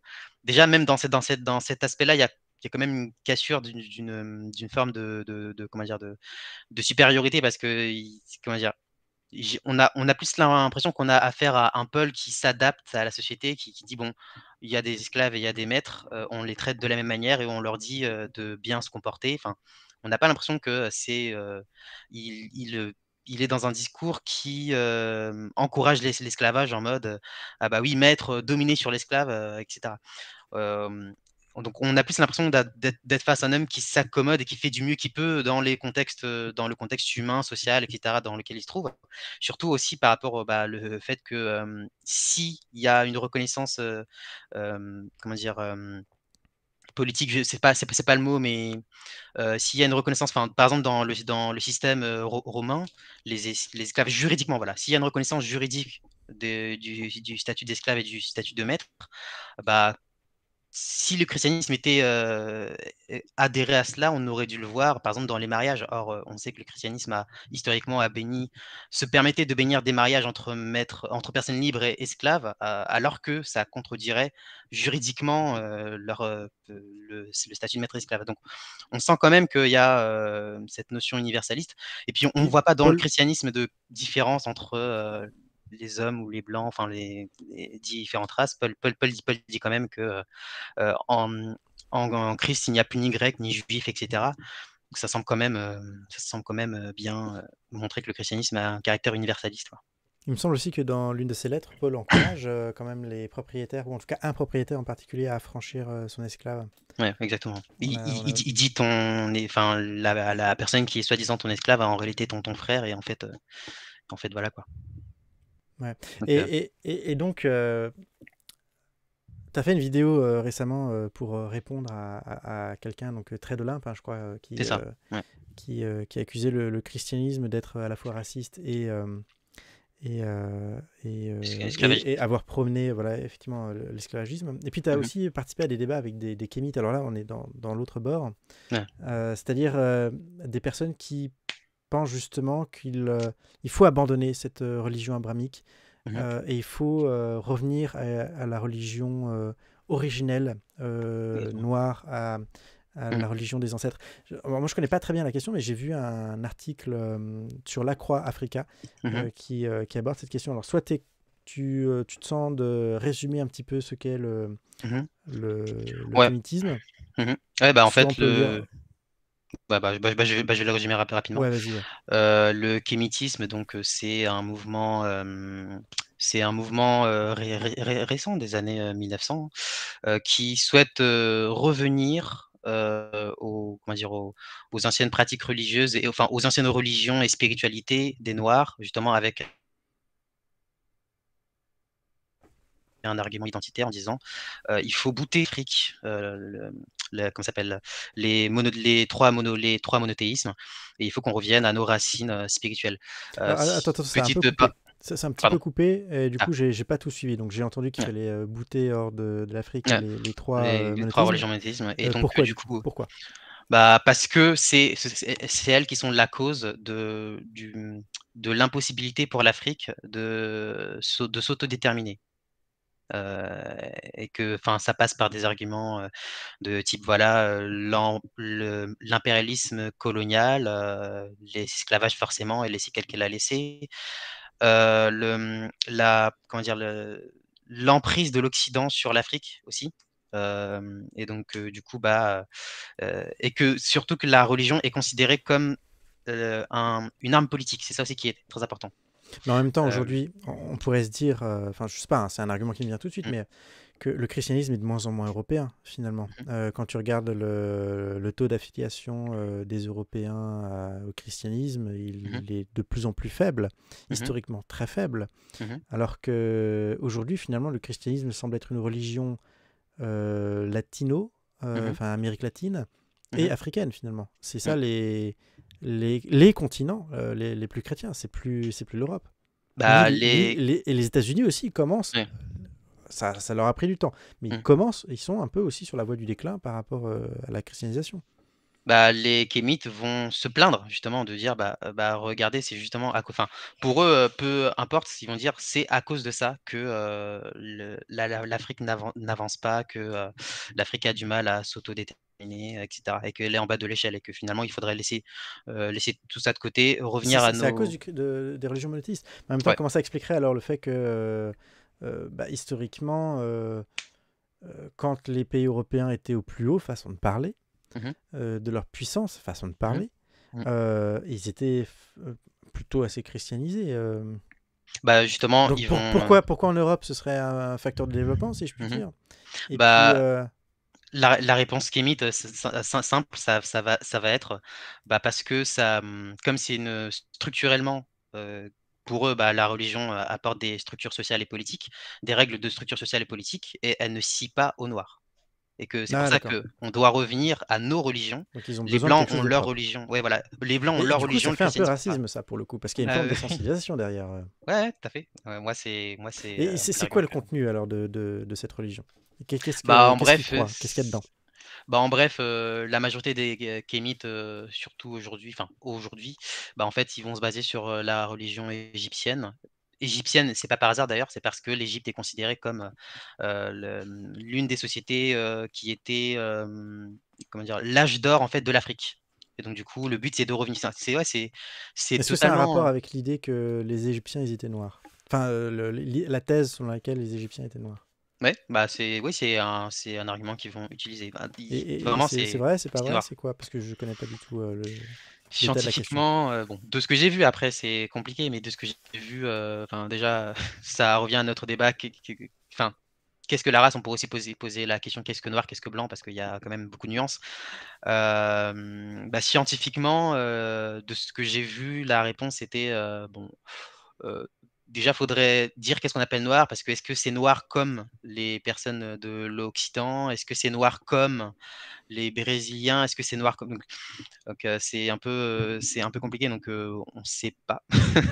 Scientifiquement parlant, biologiquement parlant, on n'a pas encore assez d'éléments pour déterminer quelle était leur couleur de peau précisément. Ouais, et du coup, qu'est-ce qu'ils prennent alors des mythes égyptiens? Des mythes égyptiens. Ils sont polythéistes, ils reprennent les différents dieux, Ré, Amon, tout ça. Exactement. Ouais, c'est ça, tout à fait. Enfin, ils sont précisément monolâtres. C'est bon, c'est là peut-être on est dans un truc un peu, chiant et technique, mais du coup en fait ils adorent un dieu, mais ils ne nient pas l'existence des autres.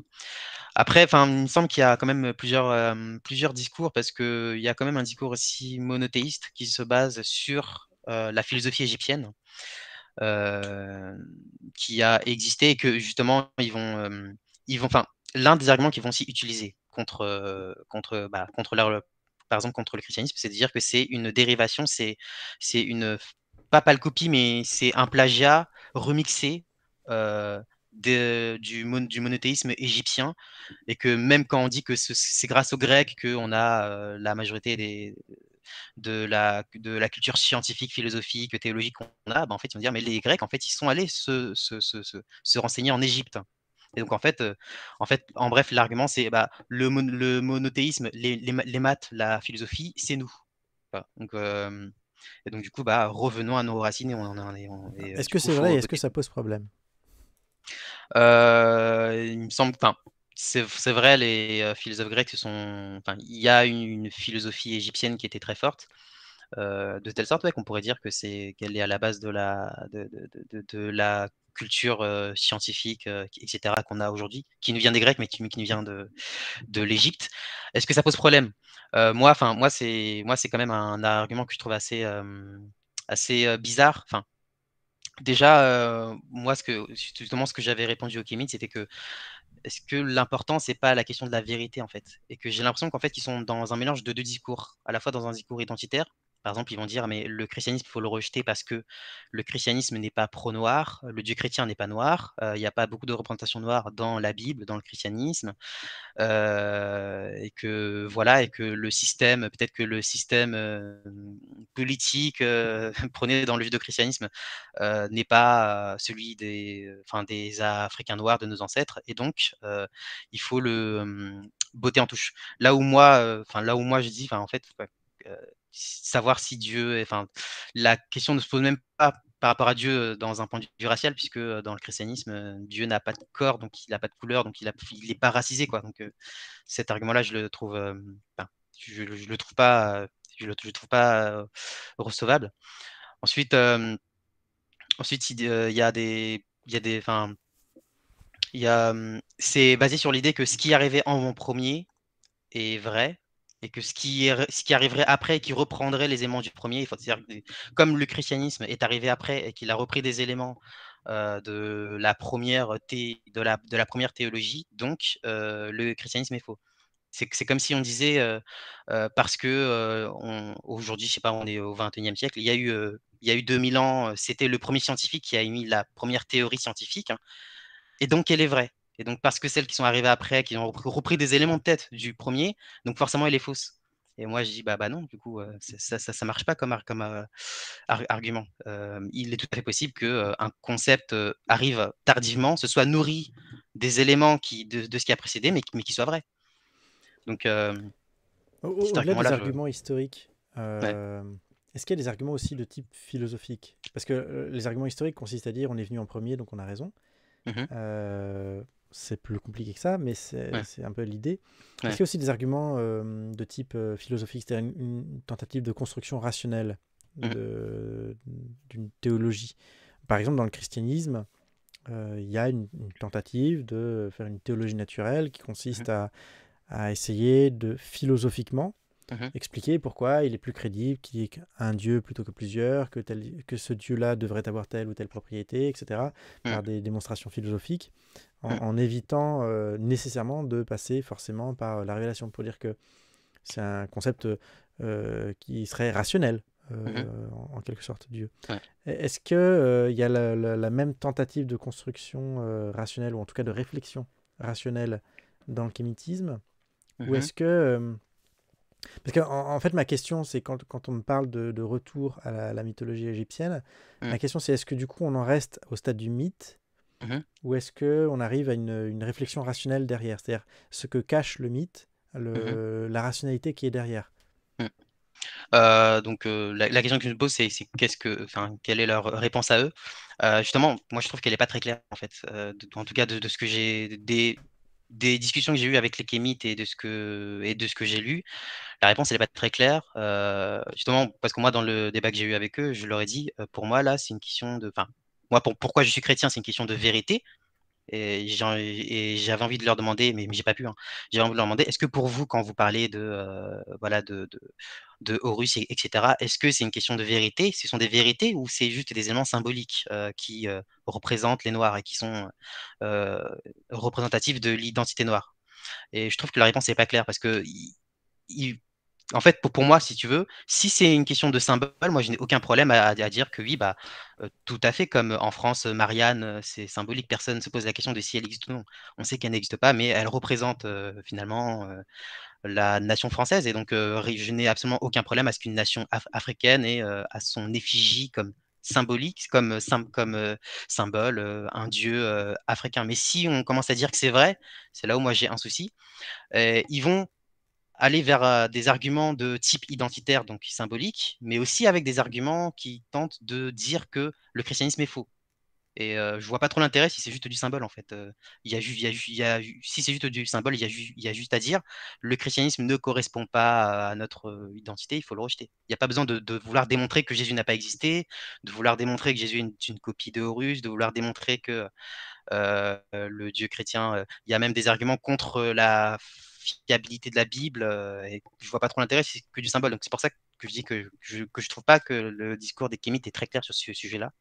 Est-ce qu'il y a quand même l'adhésion à une sorte de méta-récit ou de métaphysique un petit peu spirituelle, expliquant par exemple que deviennent les êtres humains après la mort? Je me souviens quand j'avais lu l'histoire des idées religieuses de Mircea Eliade, j'avais été assez frappé par le chapitre consacré aux religions égyptiennes parce que en réalité le seul qui vraiment profite de tout ça, de tout le système religieux, c'est le pharaon, donc le maître, le dominant. Ce qui est assez marrant, puisque c'est aussi un esclavagiste, alors qu'on essaye de parler d'émancipation derrière tout ça. Mais la population de base, elle, n'est pas du tout concernée par une vie après la mort. Elle n'a rien. C'est-à-dire que le pharaon est d'origine divine, sinon même qu'il est Dieu. Enfin, en tout cas, un dieu ou une incarnation, etc. Et donc, lui, il a une vie après la mort, d'où la construction des pyramides, etc., pour lui permettre le passage dans la vie après la mort. Par contre, la population de base n'a rien de tout cela et n'a pas d'espérance posthume.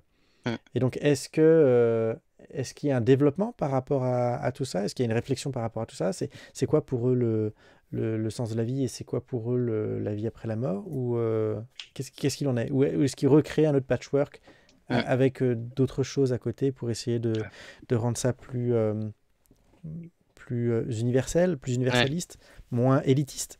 Parce que dans le fond, la religion égyptienne paraît assez élitiste. Bah après, justement, le kémétisme en lui-même, je trouve qu'il est très élitiste parce que l'une des thèses, enfin, je te répondrai, enfin, j'explique tout à ça, puis après, je te réponds sur les arguments théologiques. L'un des arguments, c'est par exemple de dire le peuple noir, enfin, les Noirs sont les premiers humains. En fait, leur argument phare, c'est de dire tout ce que Dieu crée sans aucune interaction humaine est sacré, enfin pur. Et donc le peuple noir est arrivé en premier, la première créature, donc les Noirs sont sacrés. Et donc les Noirs d'aujourd'hui sont les descendants de ceux d'hier quand même. C'est là où moi je trouve un peu au même titre que tous les autres êtres humains. C'est ça. Donc du coup, bon, déjà il y a la question du fondement scientifique que je vais quand même, enfin que je vais passer. Après, je trouve c'est quand même une réflexion assez binaire entre, même dans la manière, enfin moi je veux bien qu'on puisse défendre, enfin je suis pour qu'on défende la dignité des Noirs et qu'on s'offusque du fait que les Noirs sont en bas de l'échelle d'un point de vue mondial, etc. Mais il y a quand même une différence entre dire les Noirs ont une valeur, voilà, au même titre que tous les humains, et de dire les Noirs sont supérieurs aux autres quand même. Et je trouve que là-dessus, il y a quand même quelque chose. Et dans un certain sens, je trouve ça même dévalorisant que de vouloir, enfin, dans une démarche de valorisation, si on est obligé d'écraser les autres pour valoriser quelque chose, je trouve ça même dévalorisant, même dans la démarche, en fait. Donc pour moi, les Noirs ne sont ni des esclaves, ils ne sont pas inférieurs aux autres, ce ne sont pas des dieux, ils ne sont pas supérieurs aux autres, ce sont des êtres humains comme tout le monde, quoi. Mais du coup, tout ça pour dire que oui, il y a quand même un côté très élitiste et que j'ai l'impression qu'ils sont obligés, ils n'arrivent pas à défendre la dignité des Noirs autrement que par un discours élitiste. Et moi, je trouve ça en soi dévalorisant, en fait. Mais du coup, pour les arguments théologiques, après, bon, il me semble qu'il y a plusieurs versions, enfin plusieurs, comme il y a quand même plusieurs dieux, il y a plusieurs écoles, voilà. Mais dans la philosophie égyptienne, il y a quand même un élément, philosophique, d'ailleurs que je trouve très similaire à celui du christianisme. C'est donc l'affirmation d'un dieu par l'argument de la cause première. Donc ça, c'est une signification théologique. L'argument que ce dieu-là se soit créé lui-même, qu'il y a eu un chaos primordial et qu'il soit créé lui-même. Finalement, là, on est dans une forme de cosmogonie où il y a déjà quelque chose d'où sort Dieu, en fait. Il y a un océan primordial où il y a un chaos et d'où est sorti Dieu, et ils disent qu'il s'est créé lui-même. Et disent-ils que ce Dieu aura une fin, etc. Donc bon, ce sont des constructions théologiques, comment dire, très classiques dans ce qu'on connaît de la philosophie grecque et dans le développement de la théologie naturelle. Après, il y a des éléments polythéistes qui viennent se greffer à ça. J'ai pas l'impression de voir j'ai plus l'impression que ce sont des constructions. Du coup, c'est quoi ces dieux-là? Est-ce que c'est un peu comme en Inde? Le Trimurti, Brahma, Vishnu et Shiva sont pas des dieux individuels distincts, hein. Ce sont des émanations, des images de Brahman, la seule réalité en fait.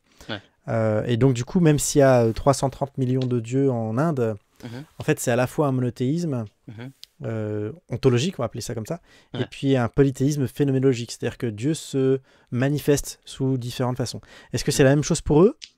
Ou est-ce que c'est plutôt, il y a un dieu principal, un peu comme dans la mythologie grecque, avec Zeus qui trône au sommet, et ensuite tout plein de petits dieux, mais qui ne sont pas des émanations de Zeus, qui sont pas ce sont des dieux inférieurs, quoi.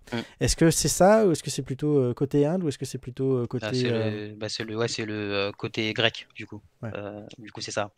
C'est ça. Et du coup, après, j'ai l'impression que c'est ça, l'intérêt que cette théologie a, c'est plus comment dire, des symboles de certains systèmes sociaux, structures, etc., de lois de société ou des choses comme ça, et que c'est ça Donc que ils ça le prennent justifie. symboliquement, alors, c'est ça? Ils le prennent symboliquement. Bah, justement, c'est la question. Justement, c'est Parce que la sinon, ça question. pourrait faire écho, par exemple, au stoïcisme dans l'Antiquité, qui reprenait la religion grecque, mais pour la réinterpréter sous une sorte de forme de déisme, on pourrait dire ça comme ça, rationaliste. Les stoïciens se réclamaient de la religion grecque, et on peut même trouver chez certains stoïciens des hymnes à Zeus. Chez Chrysippe, me semble-t-il, mais j'ai peur de dire une bêtise. Mais en réalité, c'est une religion qui est complètement réinterprétée. C'est-à-dire que c'est du symbole, c'est de la mythologie, et derrière se cache une sorte de théologie rationnelle. On va dire ça comme ça. D'accord. Est-ce que c'est un peu comme ça qu'ils le prennent, du coup? J'ai l'impression que c'est comme ça qu'ils le prennent. Ouais. J'ai l'impression que c'est comme ça qu'ils le prennent. Il y a des éléments qu'ils vont utiliser en termes de symboles identitaires, qui vont se mélanger avec un discours plus philosophique, métaphysique, qui va aussi servir le premier, enfin, servir, je ne sais pas, mais qui va être greffé au premier. Donc c'est ça. Après, voilà, donc Et donc, je reviens à ma question sur la vie après la mort. Du coup, qu'est-ce qu'il en est? En fait, c'est quoi le problème? Pourquoi est-ce qu'il y a un problème? Pourquoi est-ce qu'il y a un problème du mal, par exemple? Parce que toutes les religions essayent de répondre à des questions de base du type d'où vient la réalité? Quel est le problème? C'est quoi d'où vient le mal? Pourquoi il y a du mal? Pourquoi il y a de la souffrance? Pourquoi il y a de la douleur? Pourquoi il y a... Voilà, donc pourquoi la souffrance? Et puis, comment est-ce qu'on trouve le salut? Bah, il y a des éléments, enfin, il y a un élément, donc il y a une vie après la mort, et il y a une question de jugement après la mort, avec une balance, enfin, le truc un peu classique. Il y a aussi la doctrine de la réincarnation, pour que tu puisses te perfectionner et apprendre de tes erreurs dans tes différentes vies, pour pouvoir... C'est nouveau, ça, il me semble, par rapport à... Non, enfin, En tout cas, de ce que il j'ai... me semble pas qu'en Égypte ancienne, il y avait déjà cette idée de réincarnation. Ça vient plutôt d'Orient. Ouais, après, parce que de ce que j'ai lu, de ce que j'ai entendu... Ah oui, il me semble que c'est une fois influencé avec des éléments grecs qu'ils ont mis... Il me semble ouais, que c'était une fois mélangé avec des éléments grecs qu'ils ont mis ça dans leur parce théologie. qu'Alexandre le Grand, il a fait ses... comment dirais-je? Il a fait ses conquêtes en Inde. Il a apporté avec lui des philosophes, par exemple Pyrrhon. Et donc ensuite ils ont ramené comment on appelle ça, les pythagoriciens, etc. Tous ces philosophes-là qui ont ramené après des éléments des idées de réincarnation en Grèce.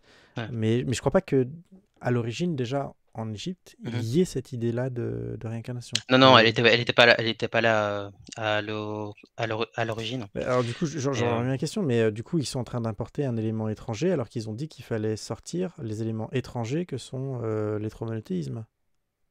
Comment ça, un élément étranger? Le monothéisme en soi? Si la réincarnation, c'est une idée plutôt asiatique, enfin orientale, Inde inclus, Inde surtout prioritaire même d'ailleurs, si c'est une idée qui est extérieure à l'Afrique et qui est étrangère, ils ont dit qu'il fallait écarter le christianisme parce que c'est une religion étrangère. Et là, d'ailleurs, on peut se demander est-ce que... Et parce qu'elle n'est pas conforme... Et parce qu'elle n'est pas conforme elle ne scie pas au noir. Enfin, c'est ça aussi l'argument de... Mais en quoi ça scie pas au noir alors? En quoi ça ne va pas au noir le christianisme? En quoi ça serait contre nature pour eux? Parce que c'est ça en fait l'argument. Ouais. Moi justement, dans le débat, j'ai posé la question et ils m'ont dit oui, voilà, ça ne scie pas au noir. Et moi, enfin, c'est un peu le sens de l'action que je leur ai posée. En quoi ça ne scie pas au noir? Je leur ai dit, je leur ai défini, parce que ils vont dire à la fois ça, mais quand tu vas leur expliquer, quand moi je leur explique, oui, mais le christianisme est basé sur les enseignements du Christ, qui, quand on regarde bien, parle de l'amour, du pardon, etc. Et ils vont dire, mais en fait, on n'a pas besoin d'être chrétien, on a déjà ces valeurs-là. Et moi, je dis, bah justement, en quoi le christianisme, du coup, poserait problème? Et donc, ils vont revenir sur l'argument de c'est un plagiat. Et donc, il faut si on a déjà ça de base dans nos. Mais si c'est un plagiat, ça pose pas de problème. Puisque c'est la Eh même chose. ils vont dire un que peu c'est un réchauffé, plagiat, tu vois, peut-être avec une sauce différente, mais c'est la Oui, même voilà. chose. Où Bah, est ils le vont problème, dire en que- fait, finalement, après?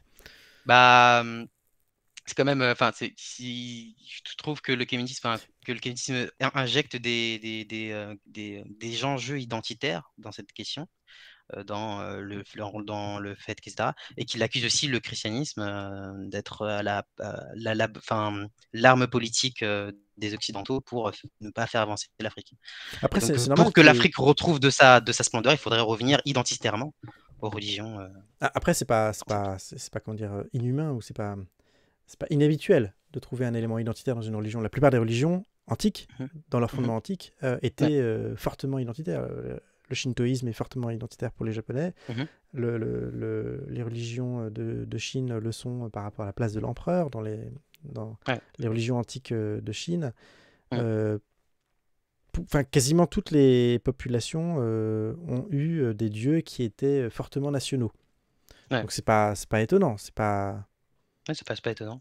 Mais Ouais, moi, ce que je leur demande, c'est pourquoi il faudrait nécessairement passer par là. En quoi ça empêcherait de faire avancer l'Afrique, parce que ça s'applique pas que au christianisme, c'est aussi, ils lancent la même chose à l'islam et au judaïsme. Tout ce qui n'est pas déjà une religion qui vient des Noirs, voilà, qui n'a pas été fait par les Noirs, façon de parler, eh bien, il faut la rejeter. Et que du coup, je sais plus ce que tu voulais dire. Je te laisse continuer. Il y a Fraud Sniper qui dit dans les commentaires que c'est un plagiat, certes, mais un mauvais plagiat, parce que le christianisme aurait volé ou déformé l'histoire et la spiritualité originelle. Donc il y a quand même l'idée d'introduction du faux dedans, et de la déformation. Ouais, justement, quand on disait tout à l'heure que est-ce que c'est un plagiat ou pas, et que si c'est quelque chose qui a été repris, qu'on a repris des éléments mais qu'on les a modifiés, du coup oui, c'est une version, selon eux, déformée, même, mais j'ai l'impression que c'est un discours de forme, mais quand tu leur poses la question réellement sur le fond, qu'est-ce qui dans le christianisme est si diabolique, etc. En fait, ils vont te sortir des arguments historiques, l'esclavage, etc., etc. Alors qu'en soi, dans le christianisme, dans le discours de Jésus, on ne voit pas en fait. Donc après, soit ils vont aller sur l'argument Jésus n'a jamais existé, et donc ça sert à rien de se baser. Ok, mais d'ailleurs qu'il existait ou pas, ça peut être une bonne religion, même si Jésus n'a pas existé. Donc j'ai l'impression que c'est quand même un discours beaucoup sur la forme, mais finalement sur le fond, je n'arrive pas, j'ai pas l'impression que ce soit bien construit en fait. Après, peut-être que c'est un élément lié, c'est peut-être pas, il y a peut-être un élément de fierté. Il y a peut-être deux choses. Il y a peut-être une confusion entre Occident et christianisme, peut-être. Et donc, on veut se venger des Occidentaux, et donc on veut réaffirmer notre autodétermination. Et donc, pour ça, il faut affirmer qu'on rejette cette influence occidentale qui est le christianisme. Donc, il y a ça. Et il y a aussi une forme d'ego, je pense. Il y a quand même aussi une forme d'ego. Surtout par rapport à l'argument que j'ai donné en exemple tout à l'heure, où la seule manière de défendre la valeur des hommes noirs, c'est de dire ils sont supérieurs aux autres, et donc on est les aînés de la création, et donc les autres races sont inférieures, et nous on est la race pure, la race sacrée. Je trouve qu'il y a un mélange d'ego et de sentiment de vengeance que je peux comprendre, mais que je pense qu'il tire sur la mauvaise cible, je pense. Est-ce que tu as déjà vu des personnes qui peut-être en sont revenues de cette idée-là, du kémitisme, qui sont passées à autre chose? Peut-être que ça peut être aussi expliquer un élément du pourquoi est-ce qu'on y adhère, ou pourquoi est-ce qu'on l'abandonne. Parce que pourquoi est-ce qu'on y adhère, ça me paraît assez clair, mais pourquoi est-ce qu'on l'abandonnerait? J'avoue, à titre personnel, je n'ai pas rencontré d'ex-kémites. Tout ce que j'ai vu, le schéma que j'ai vu, c'est des personnes, que tous les kémites sont d'ex-religieux des trois monothéismes. Donc j'ai l'impression que ça peut être aussi mélangé à une déception ou enfin oui, à un rejet de la religion à laquelle on appartenait, mais qu'on a découvert que l'Afrique avait une histoire, que l'Afrique aussi avait ses religions, et enfin, je sais pas. Je pense que ça peut aussi s'expliquer par quelque chose comme ça. Après, pourquoi un kémite, pourquoi une personne rejetterait. Il y a quand même beaucoup de Noirs qui sont contre le kémitisme, hein. Pour les raisons que j'ai évoquées tout à l'heure, et c'est aussi des problèmes interpersonnels parce que les kémites sont quand même connus pour des personnes très extrêmes et très. Si tu ne penses pas comme eux, tu es un nègre de maison, comment dire, comment est-ce qu'il dit ça? Tu es influencé, enfin manipulé par, etc. Tu n'as pas conscience de la manipulation que tu subis, etc. Et pour eux, c'est impossible qu'un noir qui ne pense pas comme eux soit aussi quelqu'un qui ait une intelligence, qui est sain d'esprit, qui soit aussi dans une réflexion saine. Si on est noir et qu'on n'est pas kémite, on est forcément sous la botte du système occidental et on n'est pas libre, etc. Donc, je pense que c'est les raisons pour lesquelles les personnes noires que je connaisse rejettent le kémitisme. Et qui disent que. Il y a d'autres religions quand même. Comment dire? Il y a d'autres religions en Afrique. Il n'y a pas que. Il n'y a pas que la religion, enfin la mythologie égyptienne. Il y a aussi pas mal de religions animistes, pas mal de. J'ai oublié les noms, mais. J'ai oublié les noms des principaux mouvements religieux, mais il y en a. Donc pourquoi est-ce qu'on fait, si on devait faire un retour, pourquoi est-ce qu'on fait pas un retour vers ces mouvements-là et pourquoi favoriser la religion égyptienne juste parce que la civilisation égyptienne a été historiquement, comment dire, magnifiée ou il y a d'autres raisons à ça? Je pense que c'est la. En plus, le lien avec le fait que ce soit une société noire, par exemple, ou le fait que ce soit des membres fondateurs qui sont noirs, par exemple, serait encore plus évident si on prenait d'autres religions traditionnelles africaines. Tout à fait. Bon, il y en a qui comment dire, qui évoquent aussi la fierté de revenir à ces religions-là. Donc, il y en a aussi des kémites qui sont fiers, enfin, qui expriment la fierté de retourner à l'animisme, etc. Mais il me semble qu'ils sont quand même minoritaires. Beaucoup, c'est quand même la religion égyptienne parce que c'était l'âge d'or de la société noire et aussi l'argument, de ce que j'ai compris, hein, l'argument c'est aussi parce que c'est celle aussi qui est à l'origine de notre savoir aujourd'hui philosophique, scientifique, etc. Et donc du coup on va revenir aussi à cette origine-là, quoi. Donc c'est vraiment dans une idée je sais plus comment est-ce qu'on appelle ça. Enfin, tu sais, souvent ce qu'on accuse Zemmour de revenir à avant. Je sais pas comment est-ce qu'on appelle ça. Réactionnaire. Voilà, ils sont très réactionnaires sur ce point-là. Oui, puis c'était mieux avant. C'était mieux avant, c'est ça. C'était magnifié. C'était mieux avant. Ouais. Parce que moi, dans le débat, je leur ai posé la question. Mais pourquoi est-ce que ce serait pas aussi. Enfin, ok.